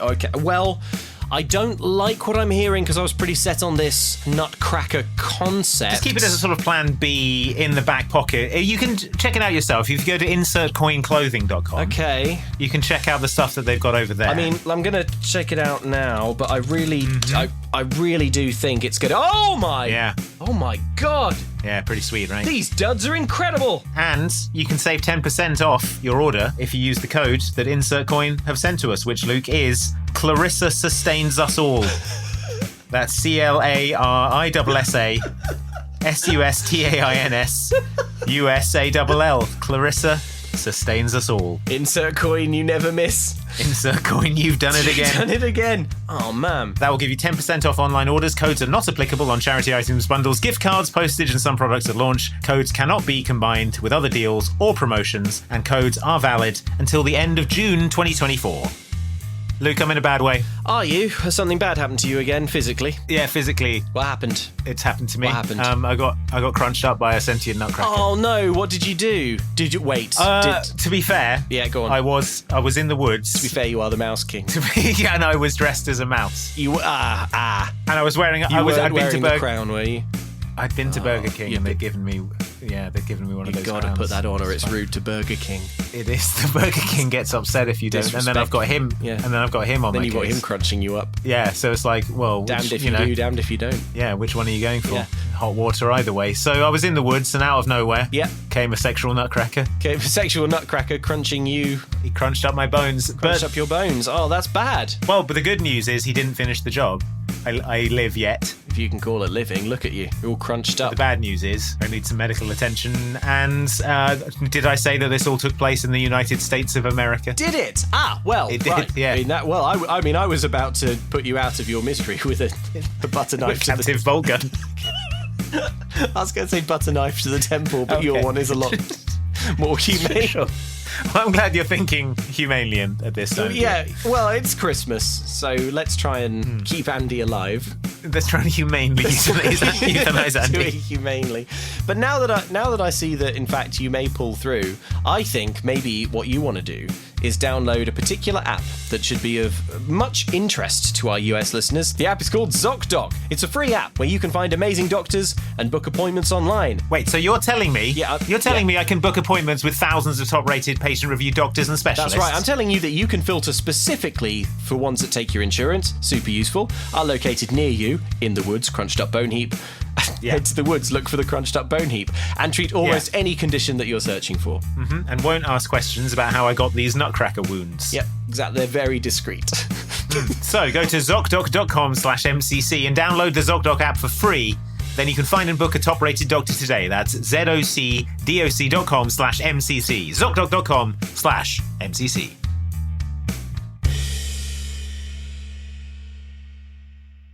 Back at home, the Nutcracker is eating takeaway. Yeah, with the weird postmaster woman, Clara. Yeah, Clara is round also. He's eating whole fortune cookies. Mm-hmm. Clara is there and she says, Eva, play Christmas carols. And a sort of Amazon Alexa stand-in does that. Yeah. This was weird to me because I watched this on Amazon Prime. Mm-hmm. And normally, I'm sure if they'd known Amazon Prime was going to snap it up or show it, this could have been an Alexa. Could have been a nice product placement moment. Little integration. So anyway, so then Clara and the Nutcracker start singing extremely loudly while Kate is on the sofa 3 feet away trying very hard to make business calls to save her. to the credit card company. Yeah. To say, I've got to eat the cost of these 10,000 cookies because I don't have a good business model. So she's on the sofa with the credit card company having taken a huge financial hit, and Clara says, yeah, she's not really into the magic of Christmas. She's just had a huge knock to her business. It's irrespective of her love of Christmas. It's like, someone who loved Christmas wouldn't mind that they're taking an enormous financial. Wouldn't mind losing 10 grand's worth of Christmas orders. Well, I mean, how much? 1,000 cookies. These are artisanal cookies. Let's say you're paying $2 or $3.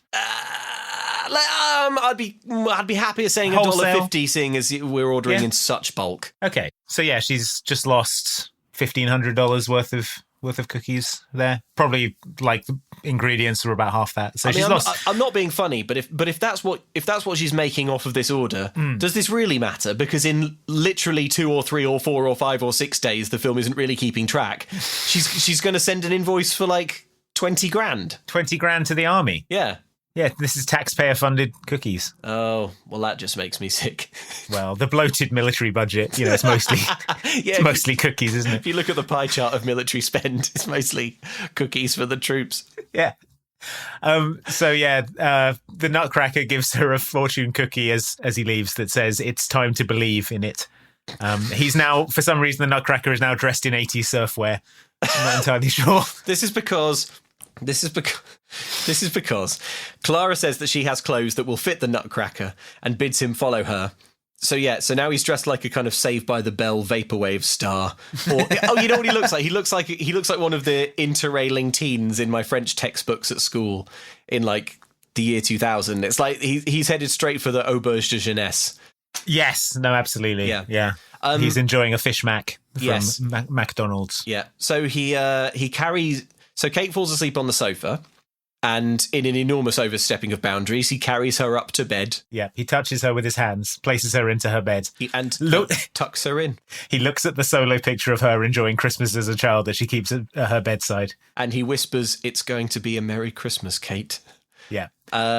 And then he Weird. opens his mouth and thousands of spiders pour out. Then he opens his mouth and thousands of nuts. Thousands of nuts cascade onto her sleeping face. There is the cracking sound of 1,000 nuts being shattered all at once. And so just before this, like, Clara is looking at the passed out Kate with the nutcracker. Yeah. And she gives this little speech about how she's such a tough cookie. And it's like, look at her. She's exhausted from trying to make 15,000 cookies with only 3 people for some reason. Maybe she meant to say she bakes such tough cookies. That's why she's so unsuccessful. But no, it's like... Only the hardened Marines of the army have teeth strong enough to crack through this. Only an avatar. Yeah. Only a Navi with their pointy cat teeth can eat these cookies. So it's perfect.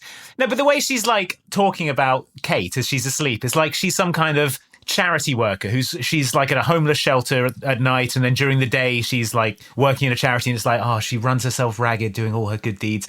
It's like she's so tired because her bakery is understaffed. She's underpaying everyone. Yeah, she's a terrible business owner. She refuses to hire anyone. She really, really is overworking her employees. Every other word out of their mouths is, please, may I have a break? I'm tired. Yeah, please, can you hire someone else? We can't live like this anymore.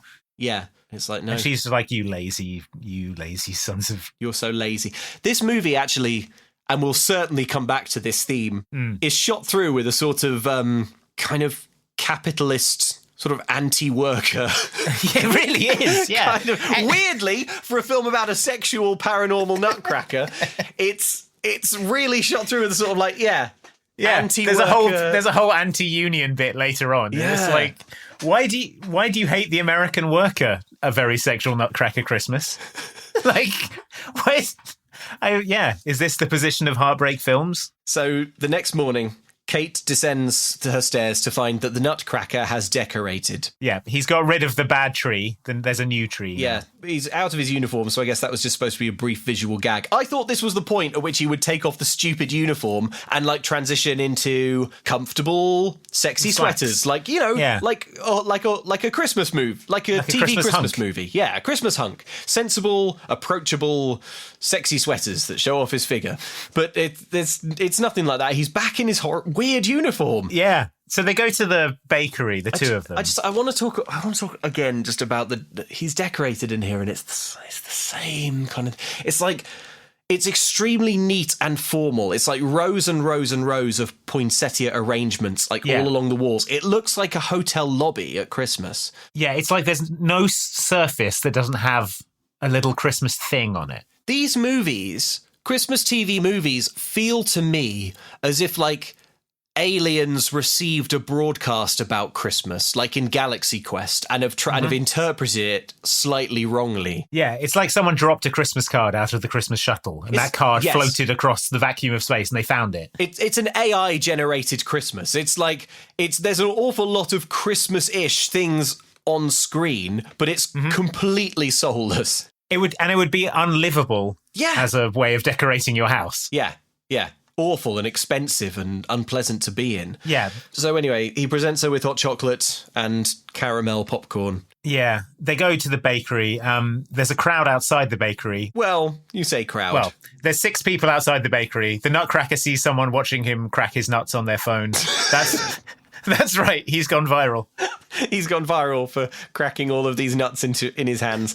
Yeah. It's got 50,000 likes in only 5 hours, and there's a queue of, I counted 15 people outside the store. A nearby... Not a great conversion rate, is it? And yeah, not really. A nearby furious Santa, Mark, is left with no fans. Because in this town, Santa just sort of roams free around the town, sort of meeting and greeting and kissing babies. He's like a sort of town mascot figure. Yeah, he's like a Pied Piper, and children sort of laugh and play, and he moves freely and gladly among them. But now... He receives a stipend from the city, it seems, to sort of wander the streets. He's on retainer to just be Santa, an ambient Santa. However, this new nutcracker in town has stolen everyone's attention. His thunder, that's right. They go inside, and Justin says, orders have been coming in all night, which is weird that the phones are manned at that time, because there's only 3 employees. And anyway, I don't understand. Justin? You don't want to man the phones from 2 a.m. to 6 a.m.? Sounds like someone isn't very full of the joys of Christmas. Why are you so anti-business, Justin? Why are you such a dick, Justin? Just do it. Do it, you coward. So I'm paying you $100 a day, you piece of... So Kate tells the Nutcracker, who you'll remember, canonically, she believes is an actor who's supposed to be rehearsing for a ballet that he's in right now, tells him that he's no longer working in the kitchen. His new job is public relations, which is to stand in the middle of her shop, cracking nuts in his hands. Yeah, giving a display of the nut-cracking skills that have made him famous. She says that today we're not baking, we're selling cookies. You today. Can't! So you can't! There's no margin, no! So they're not going to do any baking today. You need to go to a store and buy all their cookies. You need to be doing anything you can to make. They're going to sell through all the inventory they've made already. They're going to be back to square one with the army order. Yeah. You need to be like getting raisins and chocolate chips and saying they're cookies. You need to be punching holes in cardboard and drawing chocolate chips on them with a felt tip pen. You have to be doing everything you can to try and make. They're not going to make any cookies today. The whole jeopardy of this film is that they won't fulfill the order for America's heroes. But it also makes sense because, as we've established, there's no point in making cookies at this point because they'll be stale and bad by the time they get into the hands of our troops. I can't. Why is this so incoherent? I don't... Why is this more incoherent than the sexual paranormal Nutcracker who's come to life? There's honestly... The Nutcracker himself is more narratively coherent than the operations of this bakery. I can't get my head around it. It's annoying me because in a film where we should be talking only about the sexy Nutcracker who's come to life, we're spending an awful lot of time talking about the army's cookie order. The supply and demand, the economies of this scale at this bakery. Anyway, so the Nutcracker is smashing his nuts in the middle of the bakery. Everyone's astonished. Everyone is. A gaggle of excited youths are watching him manipulate his nuts right there. Kids are posing for selfies as he demolishes nut after nut. He just smashes through nut after nut right there in the bakery. He's nutting like Billy-O. Later, a woman comes in with a poster for the chamber Christmas ball. That's right. She presents it to the workers of the shop and she says it would be great if you could put it in the window. Mm-hmm. When is this ball, they ask. Tonight, she says, and she hands over the event poster, which has no address or date on it, or QR code or URL or anything. Also, when is this ball? Tonight? Well, it's not selling well then, I assume. It would be great if you could put this in the window. You know what? If it's tonight, maybe put that on the poster. Maybe. Or just where it is. I think you've sold all the tickets you're going to sell at this point. We're hoping that the promise of a chamber Christmas ball is so alluring that people will wander around every day, all day, in the hope of... open every door in town, hoping that behind that door lies the chamber Christmas ball. Is this the chamber Christmas ball? No. Is this the chamber Christmas ball? No. Is this the chamber Christmas ball? Yes. Is it on now? No, it was last night. It was a week ago. Dang it. Oh, next year maybe. So this poster says Chamber Christmas Ball, and it also has the words on it, proceeds to benefit arts in the schools, which is disconcertingly vague as a charitable direction. Benefit arts in the schools. In the schools. Yeah, good luck. Good news, the schools. Your arts are about to be benefited. Yeah. Although not really, because there's no information on the No information. No oversight over where this money's going. So Rosa says that it's not a good idea to put this poster up in the bakery because Kate never goes to the Christmas ball, maybe because she can't find it. It's like a test every year. You got to find it, and if you can. What bearing does whether or not Kate is going to go have on whether or not it's a good or bad idea to put the poster up? It's like Kate doesn't have to go, but other people could see and enjoy maybe, the poster. Yeah, join the grand game that is finding the Christmas ball. The whole town runs from house to house. In whose home will be hid the Christmas chamber ball this year? Kate, do you think these cookies are baked enough? Asks Justin, the professional baker. Rose asks, do I have enough gumdrops on these? Follow the recipe, guys! The recipe tells you how many gumdrops. And how long to bake it for exactly. You two need to chill out, says Kate. It's Christmas time. Let's all enjoy this back-breaking labour. So she's changed. Justin and Rosa can't believe their luck that Kate is so relaxed. As the audience, we know that it's because she is in the throes of passionate love with a sexual nutcracker come to life. But because this is a Christmas TV movie, this movie is unbelievably chaste. Okay, you know, like the trope in movies where like someone has sex and afterwards they become like so relaxed. Like they walk into work the next day and they're like, man, everything's easy breezy. Everything's good in the world. Because I got lucky or whatever, you know? With the sexual nutcracker. Yeah, it's like that. But there hasn't been, as far as we can tell, there haven't been any sex. No, she's just stood near him and he is handsome. Yeah, but you know, it seems to be doing the job. So later we find Justin, Rosa, and the Nutcracker waiting by an oven. Yeah. Kate walks in and is confused, but soon all becomes apparent because the Nutcracker takes something out of the oven and knee slides over to Kate with a huge iced cookie that reads "Christmas Bill with me." But I think we are supposed to infer that it's supposed to say ball. No, that's the local guy, Christmas Bill. Christmas Bill with me. Christmas Bill will be with me. Do you see Christmas Bill in the room? Tell me you're seeing him too. We just call him Santa usually. Just give me a nod if you've It's me, Christmas Bill. Is Christmas Bill in the room with me right now? Yeah, he stood right behind you. He stood right behind you. She says yes. We cut to a dress shop and a woman is sort of screeching about this. She's there to buy a dress.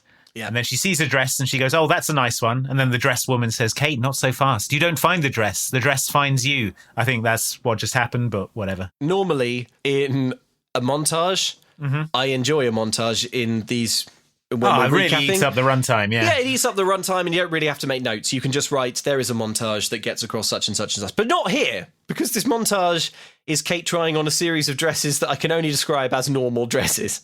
Yeah. But the film is sort of trying to communicate to us that they're really wacky. But they're not. They're just like dresses. Then she comes out in a dress that looks normal and she says, I think this dress might declare me a missing person.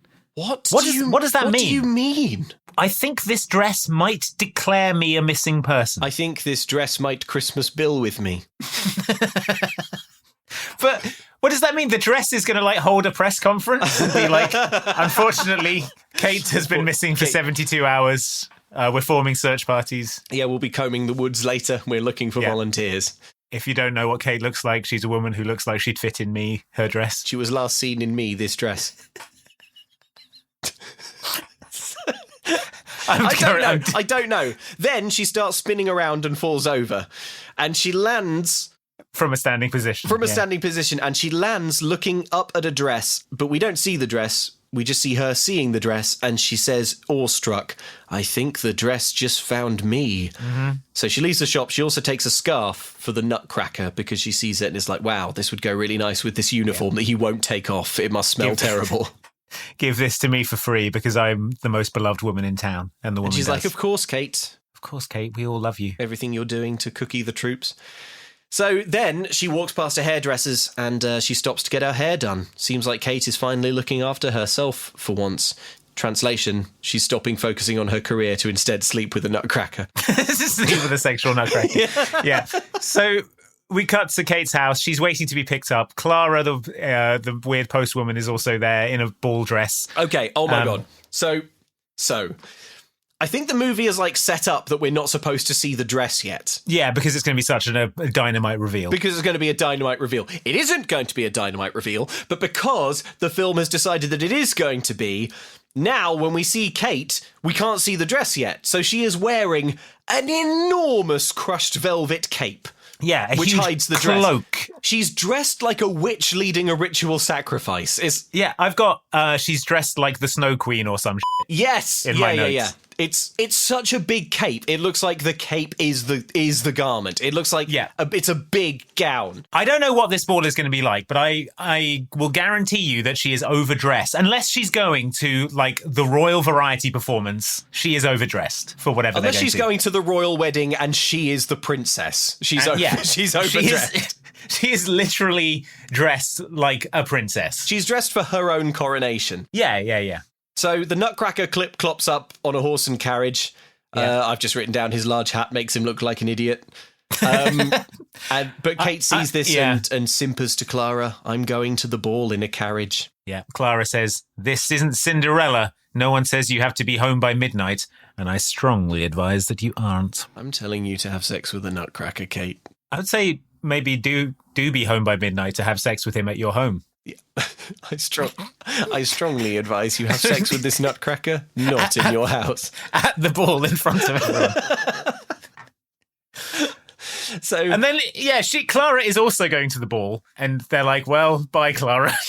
Make your own way to the ball, idiot. See you there. See you there, clown. I guess you'll get in your Prius or something. Yeah, but then they sit in total silence for the entire carriage ride over. So the Nutcracker presents Kate with enormous, gaudy ruby earrings. Yeah. He says that they are the rubies from his hat. I wonder how he got them. Even though they're not, and we can see the rubies in his hat still. Yeah, we can still see that they're there. And also nothing here is plausibly rubies. How did he get them into earrings?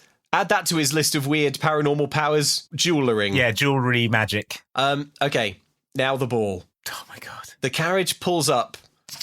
Okay, this Christmas carriage with a coronating queen in it and pulls up outside a maybe 3 or 4 screen cinema.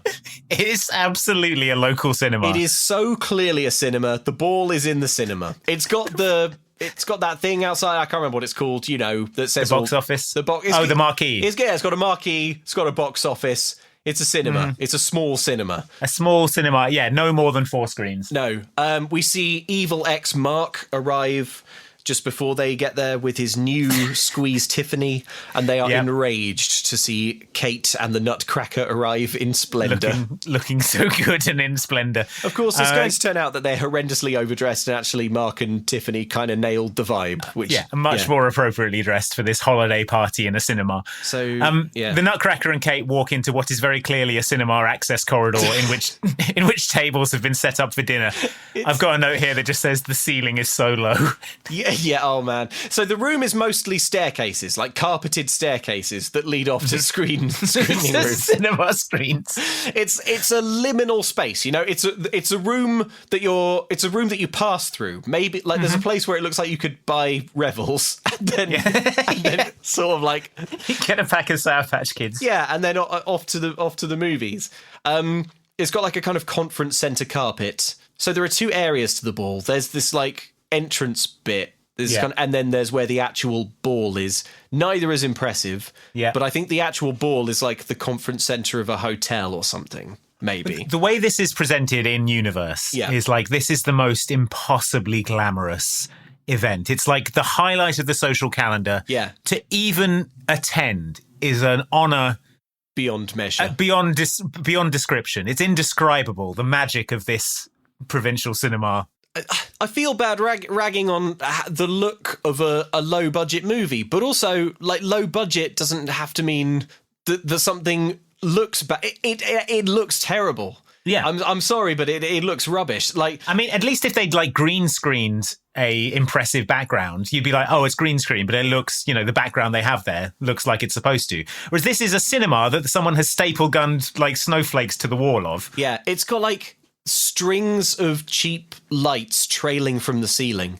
Yeah, but they're not even arranged artfully. They're just dangling down. Yeah, they're just like dangling. Like you have to like walk through them like a bead curtain.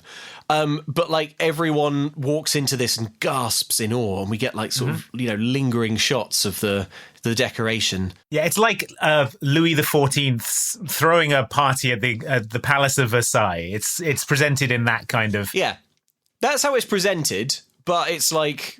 If someone said, I want you to remake The Great Gatsby, you have $100. Yeah, and 100 seconds. So we also see Kate's dress. It's a wedding dress, so that's all there is to say about that. The Nutcracker is dressed as a nutcracker. One of the main attractions, though, at this carnival of sights and sounds... Carnival of sensual pleasures. is a silent auction. Yeah. You know that just because it's called a silent auction doesn't mean you have to be silent. So when you sign your name, you declare ownership of each Christmas basket? Yeah, I mean, you write your name at the bottom, and then you add the price that you would pay for it, and then at the end of the auction, the highest bidder wins. Oh, my dad would love this. It's a basket of cheese. Yeah, I know. Isn't it great? So the silent auction prizes are just small baskets of nutcrackers and soap and bits of cheese. Yeah. It's like, it's not impressive. They're these little baskets. But also, this film like fundamentally misunderstands what a silent auction is, because next to each of these baskets is a clipboard with a piece of paper on it where people write their name and their bid. And then they're not hidden or anything. Just at the top of the paper it says, please don't look at what everyone else has written. So you can just see what the person in front of you has bid. How? And then you can just bid $1 more. Or a cent more. Yeah. How does this film fundamentally misunderstand silent auctions twice in two different ways? Yeah. Like, presumably, yeah, you bid what you think you would pay for it.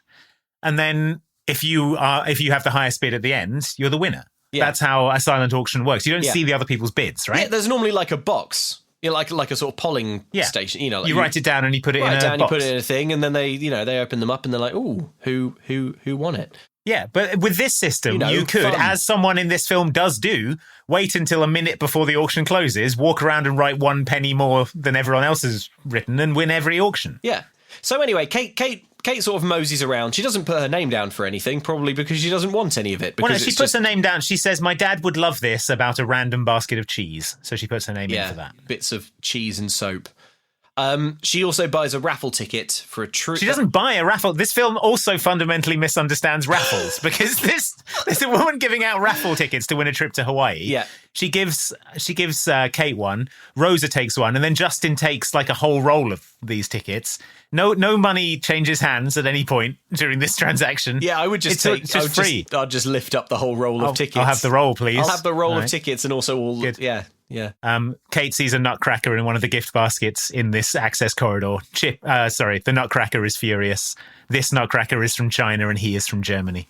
So they are at war with each other. I guess.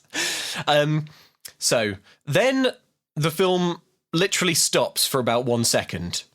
Like, everything goes black for 1 second.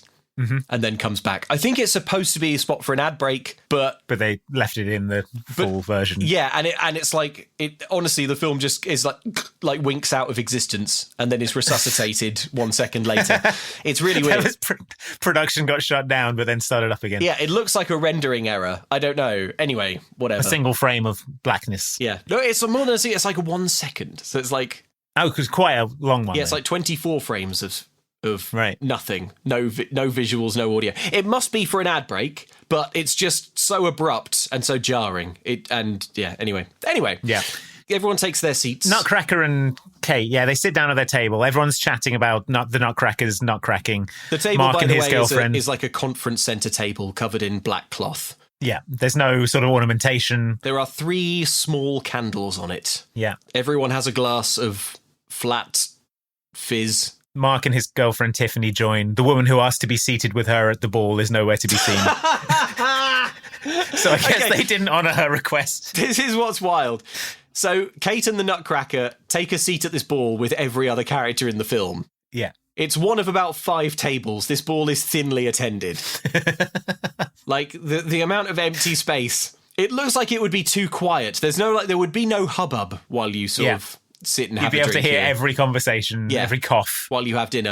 Not that anyone's having dinner. I never see any food go out. It's just like, flat fizz. Also, you have to sit down with your ex-boyfriend? What is this seating plan? The seating plan, right, exactly. Like this ball is all being run by the woman from the dress shop. So presumably she did this on purpose to Kate over. Yeah, I suppose so. So anyway, Tiffany and Mark take their seats at the same table. Tiffany asks the Nutcracker, what's your exercise routine? Because she's got a crush on him like everyone else. Yeah, because he's so handsome and sexual. She says that his hands must hurt and begins to massage the Nutcracker's hands. Yeah. Meanwhile, Mark confides in Rosa that he may have made a mistake dumping Kate. Yeah. And we see Kate smile serenely as the Nutcracker moans and convulses in a sexual way as his hands are manipulated by Tiffany. Yeah. Yeah, the weird postmaster stares at the Nutcracker. She says, "My nephew is stationed in Germany right now.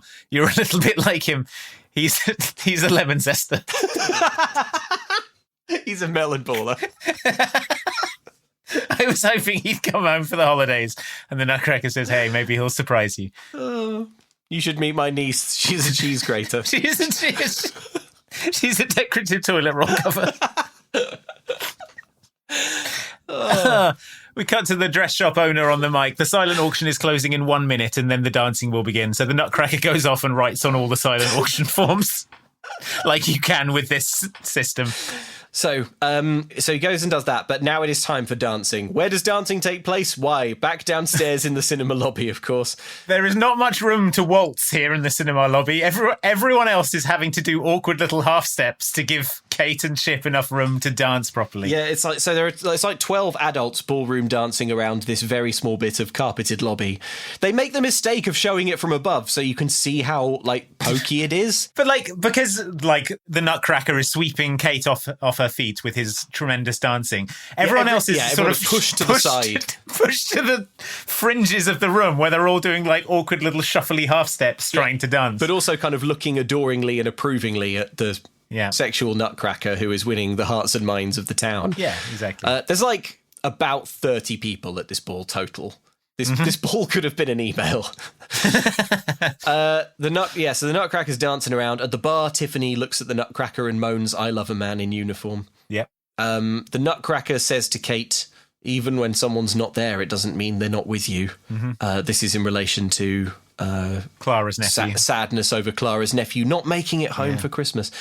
And now, drum roll please, because with everyone holding the same drinks as before, Mark stands to announce the winners of the silent auction. We have some great items this year, and full disclosure, Santa has asked me to bid on a few of them for him, so I might win a few baskets. Okay, and the winner of the cheese basket is Kate Holiday.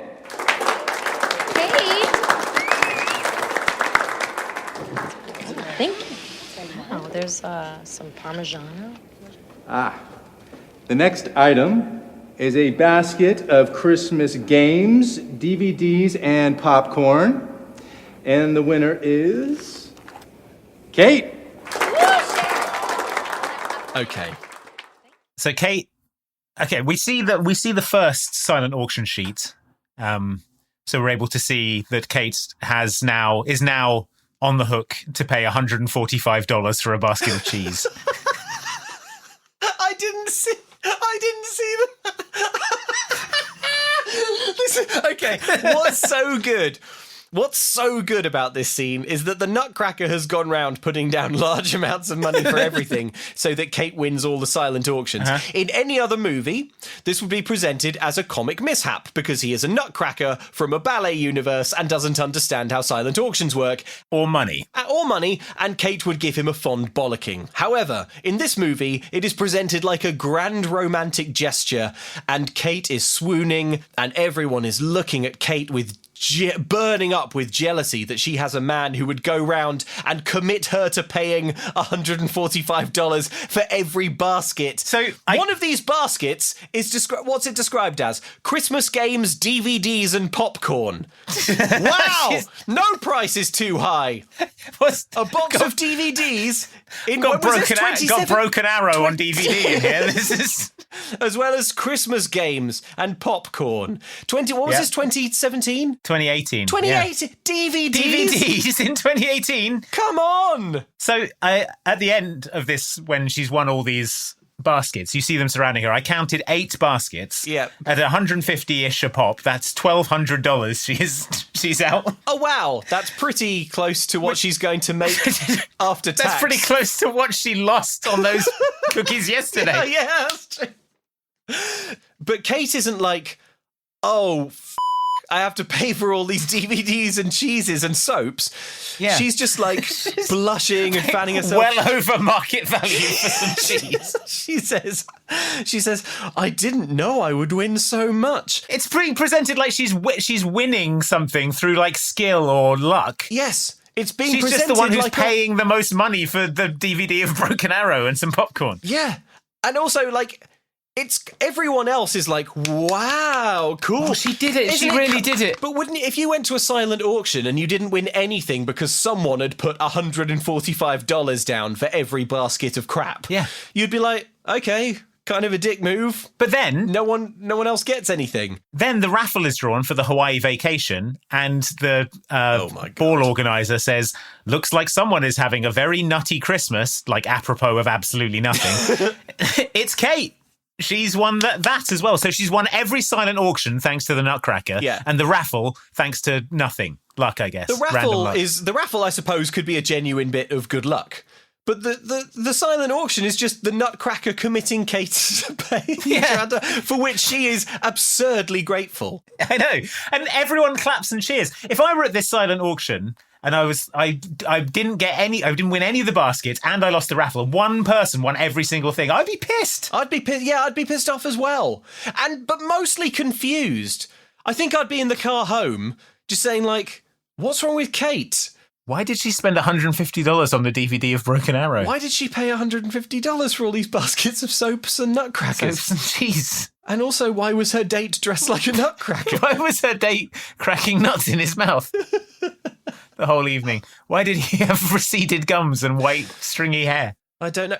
So, like, it is really weird because there is a much more natural outcome for this scene, and I don't hate it, which would be that the Nutcracker and Kate have a falling out, a comic falling out over their fundamental misunderstanding of silent auctions and monies and stuff. Yeah, she's like, I'm down $1,200, you stupid Nutcracker. And then he's like, don't you understand money? And he'd be like, what is money? All I understand is the Mouse King. And that could be the germ of the idea that maybe he's the magical Nutcracker. But then the next day, he goes to the baker and he makes a load of cookies himself and he sells them and makes the money back. And she's like, wow, you do care. And, you know, but now she's just like, oh, great, I'll spend $1,200. She was on the phone to a credit card company yesterday trying to get a credit extension because she'd lost all her money on cancelled orders. Yeah. She will never financially recover from this.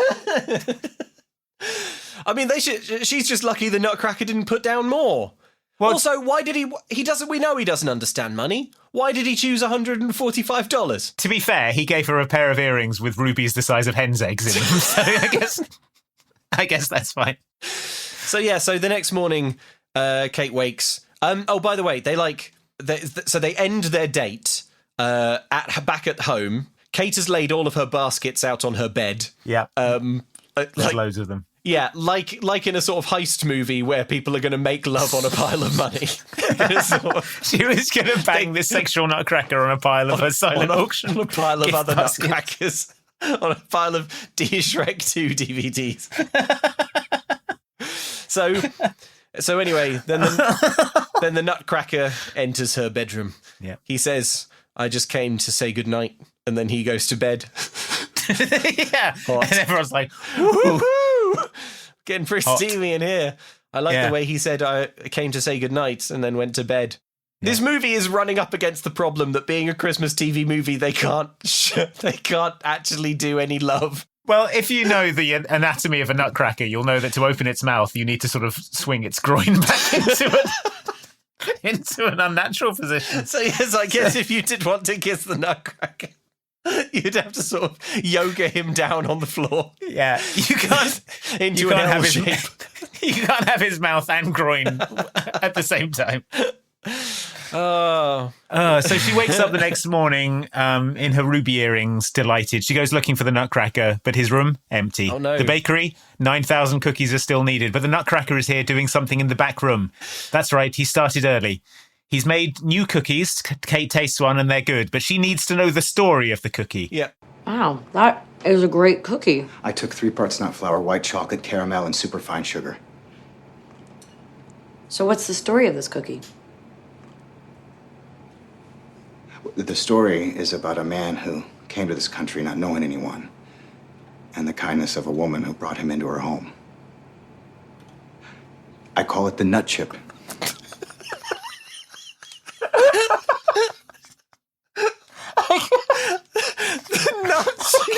The nut chip. I call it the nut chip.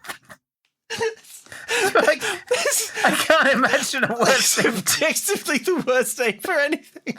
I call it the nut chip. I call it the nut chip.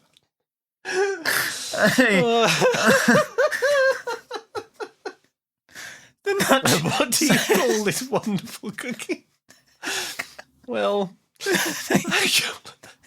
I had to think long enough. Do you see? Because my name is Chip and I'm the nutcracker. Yeah. So, ergo, nut chip. Nut chip. So Kate regards him impassively. As you would if someone had just said the word nut chip in any context. Yeah. I love the nut chip, she says. On the nut chip. Lollipop. Rosa comes in. 3,000 cookies is their goal today. There's a baking montage. The nutcracker is helping. City limits. Sorry, I call it the nut chip. They call it the nut chip. They're baking.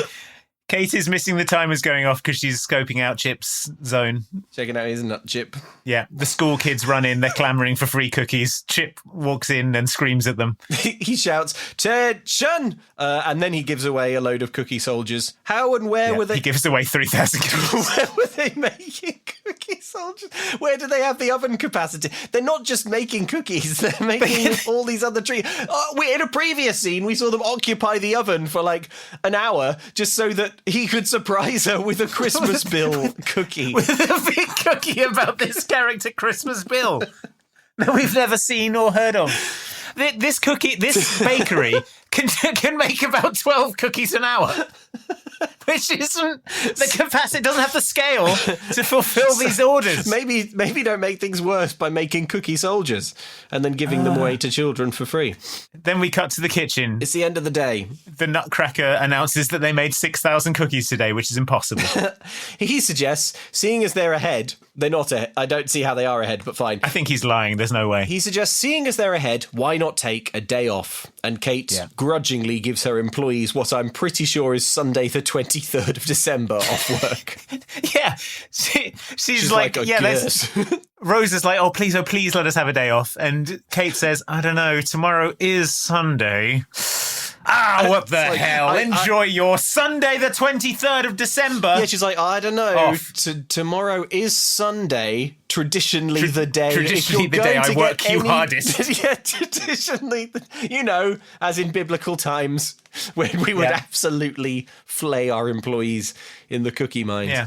So there you go. So now we get another montage of their day off. We see the Nutcracker and Kate making a snowman. They sing in a choir. There's a punk pop version of Deck the Halls playing. They go to a Christmas decoration store and the Nutcracker is scoping all the nutcrackers there. They're all me, he shouts. Yeah, he makes like a very hard to read face. He might be like sad. He might be proud. Maybe like Buzz Lightyear, he's just realised he's a toy. Yeah, I think it's kind of existential. I think so. I think he's had like a sort of mental break. Yeah, he sort of can't comprehend what he's seeing. Yeah, it's like Westworld. He's like, it doesn't look like anything. He's had a mental nut crack. Yeah. So the montage ends with ice skating. Kate falls over, saying she's no good at ice skating. And the Nutcracker says that's because you're skating by yourself. Yeah. And then means nothing. And then they skate together. I don't know how she's good because she's doing it with the Nutcracker, but she is. Yeah. The skating goes on for a while, really eating up the runtime. They get a round of applause from this bunch of rube yokels. Yeah, randos who have nothing better to do than to watch a man dressed as a Nutcracker competently skate a bit. Yeah. Santa, Mark, watches enviously. Yeah. He's not a better actor, says Tiffany, swooning. He's a better man. That's right. This sexual Nutcracker. So afterwards, Kate thanks him for everything, and they finally kiss. His jaw clamps down on her skull splinters. We see it. Finally, the Nutcracker strikes. He slowly digests Kate over the year. He just chomps through her bones. We see it in sort of Sniper Elite X-ray vision. So, can we do it again, he says. The movie fades to black. We cut to the Nutcracker on a bench. Some kids run up. Who wants to see me crack nuts, he says. Kate leaves. They're going to meet later at the ballet. Yeah. I don't know why local children are running up to him excited. Oh, no, wait, because that's He's the viral sensation. He's a viral sensation for his palm strength. For his nuts. Yeah. For his strong hands. So, Kate goes to get ready for the ballet. Then she gets a notification while she's at home getting ready. It says, your house share has cancelled due to illness. What? She can't believe. Chronologically, this doesn't make sense because I think now we're like several days later than her house guest was supposed to show up. He was too ill to text. Right, I see. Your house share has died. The house share somehow got chomped up by some kind of big jaws. No one knows what happened, but he is very sick. So she goes downstairs and she finds the key to her house still under the mat. Yeah. For the first time, it occurs to her that something strange might be going on about this sentient, sexual, paranormal nutcracker. She hurries to the tent where Drosselmeyer gave her the nutcracker. It's amazing to me that this is her first stop. Upon realising that this guy is not, in fact, her house share guest, she's like, the logical conclusion. I guess my nutcracker came to life. I guess my nutcracker became a sentient man. Yeah, she goes to, this film has like 3 locations. Yeah. So they go back. She goes to where Drosselmeyer's tent was, but it's not there anymore. And a nearby rando shouts, that crazy old man, he went back to Germany. Yeah. So Kate is confused. Cut to the ballet. You'd better believe it's in the same cinema lobby as before. The ballet is taking place in the cinema. Yeah. Yes. The Nutcracker waits. Kate walks up to the snowman that they made. It is now very obviously made of plastic. Yeah, very, very obviously. Now she throws its pipe to the floor, and she and she looks down at her ballet ticket, which reads The Nutcracker, a holiday dance theatrical, and contains no date or address information or barcode or anything. You could photocopy this so easily, but it will be thinly attended, so no one would. The phrase, a holiday dance theatrical, so much, because it sounds like something for a minute until you think about the words. It's like you ran the words through a translator and then back again. A holiday dance theatrical. A holiday dance. Okay, theatrical. You spend all year going to dance theatricals. Yeah, that's me. This is a holiday dance theatrical. Oh, okay. So, I know what that is. I googled holiday dance theatrical, and the phrase is present on no websites indexed by Google. So this is a new phrase they invented. It's a new medium. It's not ballet. It's a holiday dance theatrical. It's a holiday dance. We've moved beyond the form of ballet. This is a holiday dance theatrical. Do you think like they meant to write a holiday dance spectacular? Or a theatrical dance I think they meant to write a ballet, The Nutcracker. The ballet, The Nutcracker. Yeah. But again, the screenwriter was in the next room writing this in real time. Yeah. So he was just like, holiday dance. Dance. No, wait, theater. A theatrical. A theatrical. Whatever. Holiday dance theatrical. A holiday dance theatrical. No, wait, I'm not finished. Oh, you're filming it. It's filming. It's happening now. Okay. All right. No, our department's already got it. Yeah. So Kate shows up and finds the Nutcracker, but unfortunately, it's not the happy meeting that she hoped for. She storms past the Nutcracker and grabs a program. Ha! Your name's not even in here, whatever your name is. Kate, I can see you're upset. Oh, you bet I'm upset. We need to talk. Oh, what do you want to talk about? How you lured your way into my house? And then I even hired you at my bakery, and you could have been Employee of the Month. But you know what? Not now. Not ever. Because you can't be trusted.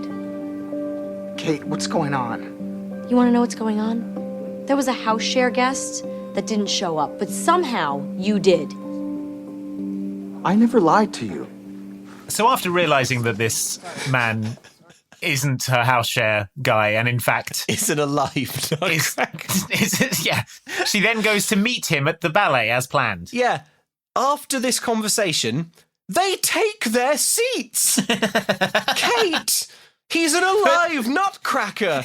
At best, he's an alive sentient nutcracker. Yeah. Oh, yeah. That's the dream scenario. That's the best case scenario. The worst case scenario is he's some kind of murderer. Yeah. Who has been grooming you to kill you. She's like, I'm furious. I don't know anything about you. How sinister what you've done. Anyway, I think we're in D5 and 6. So if we just scooch past these. Sorry. Yeah, sit down. Sorry. Yeah. I've got one program. We can share it. Yeah, we can share it. I didn't pick up any Revels. I've got this box of Sour Patch Kids, though. So they sit down for the holiday dance theatrical. But the other note I have here is that the woman sat behind the Nutcracker does not flinch as he takes his seat wearing a foot-high soldier's hat topped with a gigantic feather. That he will not take off. That he will not be taking off. Kate says we'll talk about this after the show. And then we cut to what looks to me like phone footage of a real ballet. It's taking place on a stage much larger than this building can accommodate. Yeah. It's lit completely differently. It is, in fact, the Nutcracker Ballet, and we get scenes of it, and it cuts back and forth between the ballet or shaky phone footage of someone filming the real ballet. Probably someone from this production who snuck in with their phone. Snuck in a phone camera to get some B-roll. And it kind of cuts between that and Kate's tearful face. As she has Nutcracker flashbacks. Yeah, and as the ballet plays out, Kate pieces together that the story unfolding on stage is a lot like that of the Nutcracker in her house. The only explanation being that this is a real Nutcracker who's come alive. Yeah, we basically see the whole ballet. The Nutcracker looks shamefaced. Kate holds his hand as it climaxes. The ballet, I mean. She holds his hand as the ballet climaxes. Sure.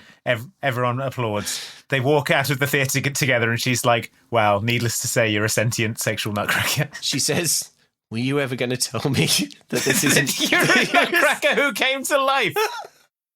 I tried, baby. When were you going to tell me? You gotta believe me. When were you going to tell me that you're an alive Nutcracker? He replies, it's the most real I've ever been. He offers to walk her home. She says that she can walk herself. She has calmly accepted the truth. And leaves. Her Nutcracker came to life and became a man. Yeah, became a sexy man. Okay, the next day at work, a miserable Kate regards the blackboard. She's sad. Yeah. The truck will be here in a few hours. She erases the 1 day to Christmas to say 0 days to Christmas, which can't be true because that would mean it was Christmas. That would mean it's Christmas. This, honestly, I had to keep going back through my notes and changing what day everything was happening on until I eventually realised there was no point because the film isn't keeping track. It's so incoherent. So it's Christmas. It is Christmas Eve now. Yes. Right. 1,000 cookies are still needed for the troops. Kate erases the happy face from the blackboard. Justin and Rosa are hating this awful energy in the room. Yeah. The door jingles. It's the Nutcracker in full Nutcracker regalia. He's here to finish the last day of his poorly paid job at the bakery. She tells him, the Nutcracker, that he can't be here. It hurts too much. You want me to leave? He asks. Well, you're already gone, she says. Yeah. Crushing scenes of emotional devastation. Yeah, he says, I'm not leaving, at least not yet. Not until I keep you safe from the Mouse King. Concerning. And then he goes and stands in the street outside the bakery, standing silent vigil. Yeah, he takes up a sort of military post. Peering out of the window, Rosa notices that this man is stood stock still outside his girlfriend's place of work and smiles warmly. Holding a sword. Yeah. Justin comments that he's been standing there for over an hour. Yeah. He doesn't want to leave her. He's a romantic, is Rosa's explanation. Justin goes out there. He says, you can't keep standing out here, my guy. The Nutcracker says, the Mouse King is coming. I can sense him. Another normal sentence from the Nutcracker. And Justin nods and smiles warmly.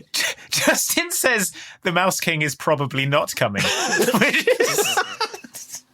is so funny. Counterpoint. The Mouse King is probably not coming. It would be so good if at the end of this movie the Mouse King appeared, like a legit sort of big budget Thanos CGI Mouse King rose like up from a Bloodborne boss. Yeah. like the Rat King. It's a bunch of mouse's tails tied together. Yeah, you don't want to see his phase 2 transformation. Oh my God. Yeah. His second health bar extends above his head. That'd be so good. But that's not going to happen.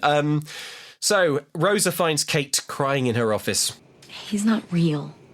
He seemed pretty real to me. No, you don't understand. He's a toy. Oh, and you're done playing with him? Like a decoration. Yeah, he's incredibly good looking. No, you don't get it. He's the wooden Nutcracker come to life. So? You had something magical and you just kicked him out of the store? We all thought you changed. You were enjoying the holidays and singing and dancing and ice skating. I'm sorry if none of that felt real to you. It did. What you had with Chip was more real than what most people ever get. Okay, Andy, let's talk about that so. Yeah. That so? So what? So what? He's a Nutcracker come to life. This is a Nutcracker who came to life. So you had something magical with that Nutcracker that came to life. It's a Nutcracker who came to life. So yeah. So what? So I think that's normal. I don't care. Why are you telling me this? Sleep with him. Why are you focusing on the fact that a nutcracker came to life and all of the terrifying implications for your worldview that holds, and not focusing on the fact that you're not kissing him anymore? Yeah, it's absolutely wild that is the thing she focuses on. It's like, oh, yeah, so I bought a car yesterday. Yeah. And you're like, oh, yeah, okay, cool, you bought a car. That's cool. Who did you buy it off? Well, it was... Satan. I bought the car from Satan. And you're like, okay, well, did you get a good deal? Pretty good. Like, no, not did you get a good deal? I bought a car from Satan. You saw Satan? What did he say? Well, he said, I've got a great deal for you on this mid-range hatchback. Just sign here. Yeah, so I bought the car. And I'll tell you what, it's been giving me no trouble whatsoever. Bought it from Satan. Oh, cool. All right, I must check it out. Yeah. Just off my way. You're focusing on the wrong part of that story. Exactly. Rosa. So later, an off-the-clock Mark, the ex, is sitting at a bar and he finds the nutcracker there. I mean, a bar is... sure. It's a really weird-looking bar. Well... It looks like the cafe of a swimming pool. That's because it's that. He finds the nutcracker there sinking cherry sundaes. Yeah. The nutcracker tells Mark that Kate has told him to sling his hook. Then the nutcracker snarls the Mouse King is coming and says, when he does, I'll be ready to fight him. Yeah. Then Mark tells the barkeep that this guy thinks he's the real nutcracker and pays him to keep him distracted while he goes to win Kate back. So, that's right. Yeah, so basically, Mark the evil ex is going to try and win Kate back and has distracted the nutcracker. So Kate runs out of the bakery looking for the nutcracker. She's asking around. We get a shot where she shouts the nutcracker's name, and we hear that. But in the shot, there's a choir mouthing wordlessly. Yeah. So they haven't included the diegetic sound of the choir. Wow. But you can hear Kate shouting for Chip the nutcracker. Even though they do have that choir audio from several earlier scenes. But they didn't include the choir audio, so either that was a mistake, or the choir is meant to be silently mouthing the words of carols, but not producing any sound. Yeah, it's a silent choir. Maybe there was a council complaint, and they were like, all right, well, we'll just mouth it. Yeah, we'll just wordlessly mouth hymns. It's honestly terrifying. It's one of the creepiest images I've seen is a choir in full voice with no sound coming out. Actually, I'm picturing it now. Yeah. Horrifying. If you missed this, if you've watched it, go back and watch it. It's weird. Oh my! I missed this, and I'm gonna go back and watch it. Kate is trying to find the nutcracker, so she's not there. She looks up his climbing tree. He's not up there either. I would check local hospitals. Yeah, but she doesn't. Back at the bar, the nutcracker is enthralling locals with his tales of being stuck in a forest. He's yelling a lot and swinging his sword as usual. Out at a gazebo, Mark catches up with Kate and says, "I made a mistake. Will you take me back?" Then cut to, the cookie delivery truck arrives. That's right. You're not going to believe the name of the trucking company. They're called Mousel and Sons Trucking. It's two guys with glued-on moustaches that are so weird. So bizarre. They don't look like bad makeup moustaches. They look like... Joke shop moustaches, yes. However, there is a problem with the delivery. Oh, good you're here. The cookies are ready to be loaded. We have no time to spare. They don't load the cookies. It's not our job. We just drive the truck. Okay, fine. We'll load the cookies. Nah. You can't load the cookies. It's a union truck. You're kidding me. No, I'm not. You should have thought about this ahead of time. Well, what am I supposed to do? I don't know. Unless you're a member of the union, there's not much you can do. Let me guess, you have a special membership? Actually, we do. It's a special Christmas membership. $5,000. You're kidding. You're shaking me down on Christmas Eve? So Kate is appalled at this union activity. Exactly. This movie finally has its villain, a workers' union. A workers' union. So this film is so anti-Labour. I know. So... back at the bar, the nutcracker looks out of a window and he sees the truck by the bakery, but a lamppost obscures some of the letters, so the writing on the side of the truck says Mouse King. Instead of Mousel and Sons Trucking, it says Mouse King. Mouse King. Does he think the Mouse King has a Mouse King truck? But yeah, and presumably if he Mouse moves King's here in his traditional Mouse King truck. And of course, the second he moves his head, he'd be like, "Oh, it doesn't say Mouse King at all." Yeah, it was says just Mouse the lamp Sons. post. But no, he doesn't say that. Instead, he's like, "Oh, it's on, mother."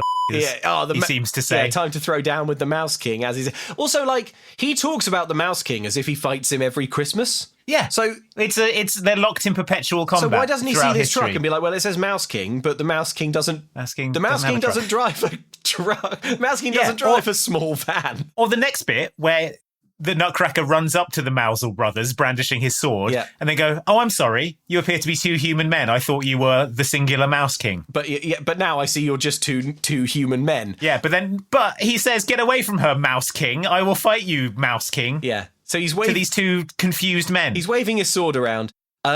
Kate sees that they are afraid of this man brandishing a stick. My God. Sees an opportunity to smash a union, and offers the two men an ultimatum. She says, "Either you're going to put my cookies on your truck and deliver them, or I'm going to let my Nutcracker go to town on you." What would that look like? What is she imagining? What is she imagining will happen? I don't know.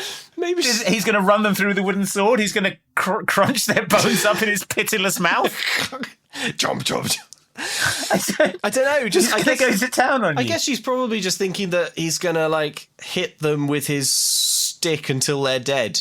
Until they die. Until they die of their injuries. The men are terrified. Yeah. On pain of a beating, of getting their ass kicked up and down the house by the Nutcracker. So they stand back and the locals all band together to load the truck in a big line. What's so funny to me about this is that the ultimatum that given to Mousel and Sons is, "You're going to put my cookies on your truck and deliver them, or else," and then it cuts to the whole town loading the cookies onto the truck. So yeah, right. Mousel and Sons just didn't do that bit. They were like, "It's still against union rules for us to load this truck, but we won't stand in your way if you get others to do it." Well, maybe maybe there was a negotiation that they cut from the movie, like, "Put my cookies on your truck and deliver them, or my Nutcracker will go to town on you." And it's like, okay, how about you go to town on just one of us, and we only have to deliver them. Yeah. Deal. Yeah, deal. All right. He can go to town on the little one. And then he absolutely goes to town on the little one. And then he just, like eating a corn on the cob, he just strips the flesh from his bones with his pitiless mouth. Yeah. So the whole town helps load the cookies. No one has anything better to do on Christmas Eve. Yeah. The Nutcracker says that he was at the bar with Mark. So Mark is caught in his lie. Yeah. Everyone boos. "You're the worst Santa ever," says a kid. His Christmas kingdom crumbles as he's run out of town on a rail. Angry children tear his hat and beard and chase him away. And then he's imprisoned inside a wicker Nutcracker and burned. And then an alarmed woman says, "Uh-oh, but Mark was going to read the Christmas story tonight." And it's like, Mark's the only person in town who can read. Also, presumably, what are we going to do? Presumably, he can still do that. It's like he can't do that now because he's dead. He was run out of town on a rail. Why? For lying about seeing the Nutcracker. What? How would the townspeople understand the nuance of that lie? Well, it's fine because they have a replacement. Of course. The Nutcracker. We cut to him in front of the children at night. He's reading the Nutcracker. He says, he's reading, The Night Before Christmas. Yeah. He says, "It was the night before Christmas and all through the house, not a creature was stirring, not even a..." Yeah. He can't do it. He can't say the word. The words catch in his throat when asked to say the word mouse. Like bitter poison. So yeah, kid's probably missing Mark right about now. Kate takes over. She changes some of the words to be about sexual nutcrackers. The children are hating it. Just read it normally, says one. I'll tell you what was stirring all through the house. My loins. My stockings were hung by the chimney with care. We cut to Kate's home. I will soon be Saint Nicholas. Oh, God. So at Kate's home, her and the Nutcracker are getting blasted on nog. So they're drinking like eggnog together. The lights go out because of wind. She goes to get candles and she comes back and the Nutcracker is stood erect in the lounge having lit some already. So add that to his powers. Add that to his list of powers. He can fill a room magically with candles. Pyrokinesis. They cuddle on the sofa. They talk of what they learned from each other. Kate says, "I wish you could stay here with me." She says that she's learned from him about slowing down and enjoying her life. Yeah. And then she falls asleep. Well, yeah, the clock chimes midnight. They hold hands and she leans on his shoulder and then she sort of passes out. Yes. It's not like she drifts off into a peaceful sleep. It's like she's been drugged. She's like... She falls dead asleep. And when she wakes, the nutcracker is gone. But the nutcracker... In his place, a cushion that looks like Santa. On the table, though. On the table, though, is the toy nutcracker. And in front of the nutcracker, a blue post-it note that reads, "At your service," which is the thing he said to her a few times in the movie. And on the back it says, "See you next Xmas." Yep. Here's my question. How and when did he write that? Exactly. As he was turning back into a nutcracker. How did he get on the table? Did he climb on the table as a human and then shrink? Is it a quick transformation or does it take... It must take a while because he was able to write. Hour. It's sort of... It's like bones, American Werewolf his in bones London. crack and lengthen. His elongating bones. Shatter. I think it's a long thing. He was able to write a note while it was happening. Okay. So anyway. He comes back once a year. It's like, in Pirates of the Caribbean, like Orlando Bloom as captain of the Flying Dutchman. Yeah. He can visit the mortal world once a year. Yeah. So to like impregnate his wife. Yeah, to romance a Kate. Keira Knightley. Yeah. So Kate invites Clara around for Christmas dinner. It's Christmas Day. Yeah, it's Christmas Day now. She goes to Clara, she invites her around for Christmas dinner. Then she goes to Ginger's house. I've written who the is Ginger? The dress lady. Who was running the ball as well. Okay, fine. Yeah. She's got the basket of Shrek DVDs. And she says, "Christmas dinner at my house, 1:00. I assume you don't have any plans on here today on Christmas." Then she goes to Rosa's house. Rosa opens the door wearing a novelty green Christmas full body onesie. Yeah. And inside behind her, Kate spies Justin wearing the same thing. Inside the house. Yeah, inside the house, yes. Sorry, yeah. "You're not the only one to find love this Christmas." And then Kate says, "Oh, God, you guys are going to love Hawaii," and places a lei around Rosa's neck. That's right, she's giving them the tickets. What's the timeline here on this Justin-Rosa relationship? Because we know that they're not an item several days ago. Here are the sticking points for me. Mm-hmm. If it was like, if Kate showed up at Rosa's house and it was like, "Oh, looks like you got with Justin last night," fine. Yeah. I would have no problem with that. I wish the two of them well. However, Justin puts his arm around Rosa and says, "You're not the only one who found love." So he's using the word love the morning after. And they're wearing identical novelty onesies. Fitting novelty onesies. So like... He all but pats her belly and says, "We'll be expecting a Christmas miracle of our own." It's like that level of like presumptuousness from Justin. I know, it's like... They were not a couple a day ago, and now he's like, "We too have found love this Christmas." Yeah. And Rosa's like, we have? I thought it was just... I was pretty blasted on Nog. Yeah, I thought we just had a fling. Okay, fine. Yeah. Kate says, "Christmas dinner, 1:00, my house." They are like, "Fine, we don't have any plans here on Christmas Day." And then Kate says, "I got to find a turkey." She doesn't even have a turkey. Yeah, it's Christmas Day. I would secure the turkey before inviting like 15 people round. But anyway, we cut to Christmas dinner. Well, we see her getting back from the supermarket with a turkey and some other things. Yeah, good luck. Okay, that's going to take at least 4 hours to cook. Yeah. This has got to be at least like 10 or 11 a.m. by now, by the time she's gone around everyone's house and gone to the supermarket, which is open on Christmas Day. She should have started on this turkey last night, but instead she had to have romantic eggnog with a sentient nutcracker. How selfish. Yeah. So, the Alexa thing starts playing the Nutcracker ballet, and with hope in her heart, Kate runs to the door and into the arms of a tall, uniformed man. You came back. Like I promised my aunt. Have we met? I brought a guest. This is my nephew, Eric. He surprised me this morning. Merry Christmas. I didn't have a chance to change. I flew out all night from Germany. Didn't want to disappoint Aunt Clara. Germany? I'm so glad you made it. It just wouldn't be the same if you weren't here. Even when someone's not there, doesn't mean they're not with you. Oh my God, that's the thing that the Nutcracker said. The Nutcracker said, and he is sort of dressed like a Nutcracker, this guy, because he's in like dress uniform, and he didn't have time to change out of it when he came from Germany, which is also where the Nutcracker came from. Oh my gosh, it's like he's the Nutcracker. Yeah. Also, this guy is about 24. Yeah. Kate is probably twice his age. Yeah. Then Ginger arrives with 7 children. Yeah. These are way more children than she had earlier. Yeah. They don't appear to be any more parents attached to these children. Looking at the ages of the children, I think it's impossible that Ginger gave birth to them all. Yeah. Because some of them are very sort of similar ages. Earlier on, we saw her with 3 children. Now she has like 8. Now they're multiplying. So I don't know. She fed them after midnight. Yeah. So they're all here. Kate sees Clara's nephew, the military German man. He does a nut with his spare hands. Yeah, he effortlessly cracks a nut in his palm. Yeah, Kate can barely contain herself. Then he pulls her chair out for her and says, "At your service." Yeah. Cut to after the meal, they're washing up, and Kate says, "It's been a fun Christmas." Yeah. She goes through to the living room, and Eric, the new nutcracker man, stands up. Yeah. He's bought her a thank you present for being such a good friend to her aunt. It's not wrapped, he says, but he hands it over. It's a nutcracker. That's right. He says, the man who sold it to me insisted I give this to you. And it turns out it was from old man Drosselmeyer himself.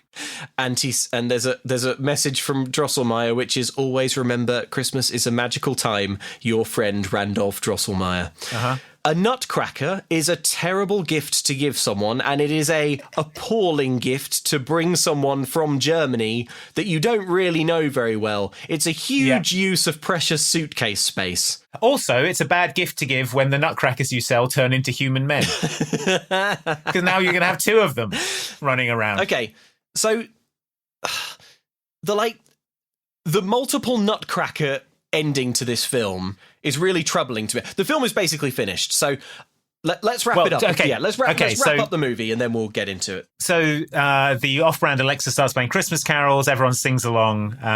They say, "Come on, Kate, join in singing." She says, "At your service." And then from the mantelpiece, the nutcracker watches. I think he's supposed to wink, but it looks like his eye twitches. Yeah. Like he's watching this unfold and he's like, just you wait. Well, yeah, he's watching helplessly as Eric effortlessly seduces his one true love, literally like 6 hours after he transformed back into an... He's got a whole year of this. Yeah, so his eye twitches. And this is like the perfect setup for the sequel, Nutcracker 2. The Nut Cracks Back or whatever. Oh, that's good. Where it's like a slasher movie. Yeah, absolutely. With a nutcracker. So... It would have been so easy for this movie to end in a way that doesn't raise more questions than it answers. And all you would have to do is not have the post-it note that says, "See you next Christmas." Because then it would be like, okay, she had this wonderful magical experience with this nutcracker, and now he's a nutcracker again. But now we know that the nutcracker can see everything, is alive in nutcracker form. And we know he's coming back... Yes. Still in love with Kate, to find her with a stand-in nutcracker. Yeah. There is also a third nutcracker in play. There's another nutcracker in play. This next and Christmas it wouldn't be a is problem. going to be absolute chaos. It wouldn't be a problem if it wasn't a nutcracker from the specific nutcracker seller who sells the nutcrackers that come to life. Who sells the men nutcrackers. The real-life men nutcrackers. It was vanishingly unlikely she would get another nutcracker from that man. The situation when Kate comes downstairs next Christmas morning, she's going to wake up next to Eric. She'll be like, "Oh, darling, what do you want coffee? I was going to go make some." And he'll be like, "Oh, I might just have a lie and read my book." She'll go downstairs, find 2 nutcrackers, presumably fighting down there. Because one of them is the nutcracker from last Christmas, and the other one is Eric's nutcracker, who presumably fights on the side of Eric. Yeah, well, he's wearing a different coloured uniform. He's in blue. They're mortal enemies. Yeah. That's the best case scenario. The worst case scenario is she wakes up in bed next to Eric, she rolls over, and all his bones have been cracked. Yeah. Oh, by 2 nutcrackers. Yeah, because wait a minute, these teeth marks. A nutcracker's first allegiance is to the cause, and the cause is defending Kate from the Mouse King. Yeah. They would identify Eric as an agent of the Mouse King and crack him like so many nuts. Or Mouse Kings. Yeah, there may be a Mouse King or Mouse Kings in this bed. Yeah. Let's crack him. So it's going to go all like Eli Roth. Yeah. And yeah. It would be so easy for this movie to not have ended with the strong implication that next Christmas there's going to be a 3-way nutcracker battle royale. Nutcracker carnage. With a confused man who doesn't understand why he's being attacked by nutcrackers. Yeah. And 2 warring nutcrackers. He'd be like, well, I just bought a nutcracker. By then they could be married, you know? Yeah. It is... Yeah, it's going to be total anarchy. Mm-hmm. So that's a very nutty Christmas. That's a very nutty Christmas. It is as described. Yeah. Can we say that? Yeah, there were lots of nuts in it. Yeah. It was certainly nutty. Yeah. It was a very nutty Christmas. I think my takeaway is that everyone was too okay with the concept of a nutcracker turning into a real man. Yeah. And also, you shouldn't be allowed to run around dressed as a nutcracker, waving your sword around and ranting about the Mouse King just because you have cheekbones. If you take anything away from this film. Yeah. It should be the cheekbone. It should be listening. It should be the recipe for the nut chip. Yeah. I could go for a nut chip right now. I could go for a nut chip or two. Yeah. I call it the nut chip. The nut chip doesn't come back in the plot, does it? No, the nut chip doesn't come back in the plot. The nut chip is nothing. They could have easily not called it the nut chip and not done that. Yep. The military got their cookies though, so I guess we don't see it, but and I guess the Navy really put one over on the Army by their men having an additional half a cookie each. Yeah, right. It's funny that they got the exact number of cookies for the number of like people stationed there, whereas at Christmas, like maybe lots of them would like be with their families or have leave, but the families don't get a cookie. Yeah, up on Pandora, the general bites into his cookie in his avatar form. Delicious. He's distracted, and Jake Sully is able to drop from the trees and garrote his throat. And then his son makes friends with a whale. Don't. When we've been going this long, don't you make me talk about Avatar. Okay, fine. Okay. Let me read you an email. Yes, please. Thank you very much, Giles, who sent us in this email. It's concerning Santa's weather machine. Giles says, Andy and Luke, as I recently learned, there are actually provisions in the Geneva Convention about weather manipulation. They are largely theoretical since that technology doesn't exist yet in our world, but I believe that Santa's fantastical weather machine would be considered a war crime. So thanks for that clarification. Good to know that legally we do have clarity on Santa's actions and Ali's implementation. Santa would be tried in The Hague. He would be, yes. Yeah. And he would earthquake his way out of any prison. Oh, amazing. Excellent email. Thank you. Yeah, thank you, Giles. If you want to email the podcast, then you can email using the email address in the traditional way at mumcan'tcookpod@gmail.com. You can also get Mum Can't Cook merch. It's too late for Christmas because this goes out on Christmas Day. But hey, why not treat yourself in the new year? New year, maybe you got some Christmas money. Maybe you want a fanny pack with a dolphin on it. Maybe you want a fanny pack with a dolphin on it. Who wouldn't? Maybe that's the energy you want to bring into 2024, and who wouldn't want to do that? Who wouldn't? It's the energy I'm going to be hoping to bring.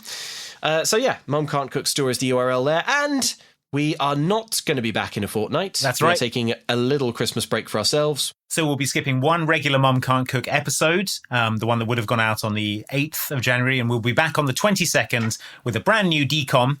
If you are a member of our Patreon, our Mum Can't Cook Extra Helpings members, over on patreon.com/MCC, we'll be running those episodes as normal. So you'll still be able to get your Mum Can't Cook fix during our short break. Yep, that's just a break so that Andy and I and everyone involved in the Mum Can't Cook expanded universe can go have a lovely holly jolly holiday and sample all the sweet nut chips they want. And exactly. Yeah, exactly. But hey, if you don't feel that you can last that long with no Mum Can't Cook, then maybe now is the perfect time to head on over to patreon.com/extra helpings, where we are recapping So Weird on the off weeks. It's a whole bonus feed of podcasts, and by now we have a pretty substantial backlog. So yeah, there's plenty of binge listening for you there over on Patreon. A Christmas gift to yourself, if you consider it a gift to know an awful lot about the 1999 Disney Channel original TV show So Weird. And I do. I do, yeah, I do. I genuinely do. It's a great time. So yeah, maybe head over there and check it out. But we will be back on the 22nd of January with Wendy Wu, Homecoming Warrior from 2006. Hell yes! I love Wendy Wu, Homecoming Warrior. It's a great one. I will now read you the description. Yes, Wendy Wu has only one thing on her mind, winning the crown as this year's homecoming queen. But the arrival of a mysterious young Chinese monk named Shen flips her whole world upside down. As if juggling homework, a hottie boyfriend, and fierce competition for homecoming queen isn't enough, now she's got to seriously train her mind, body and spirit in all things kung fu. Will Wendy discover her own inner warrior and learn what's really important in life? No. No, it is a starring role for Decom royalty Brenda Song. Yeah. So after the short shrift she was given in The Ultimate Christmas Present, It's time for a powerhouse song performance. It felt like the right thing to do Wendy Wu Homecoming Warrior. So yes, we will see you after the break. Thank you very much for listening to this. Happy holidays wherever and however you are celebrating. Yep. Hope you're having a peaceful, restful, festive period. Thank you for joining us this year. We'll see you next year for more Mum Can't Cook. Yeah, take it easy, gang. Yeah. Catch you in 2024. All right, I need to go and release Commode and Mayo into the woods. Yeah. No, they'll be fine. They'll find their way. Well, once they've been in captivity, they'll leave. They can't survive that. We'll have to retrain them. All right, come on in here, you two. I've got a basket full of DVDs of Shrek 2 and Broken Arrow. I think Kermode would rather be in the woods, probably.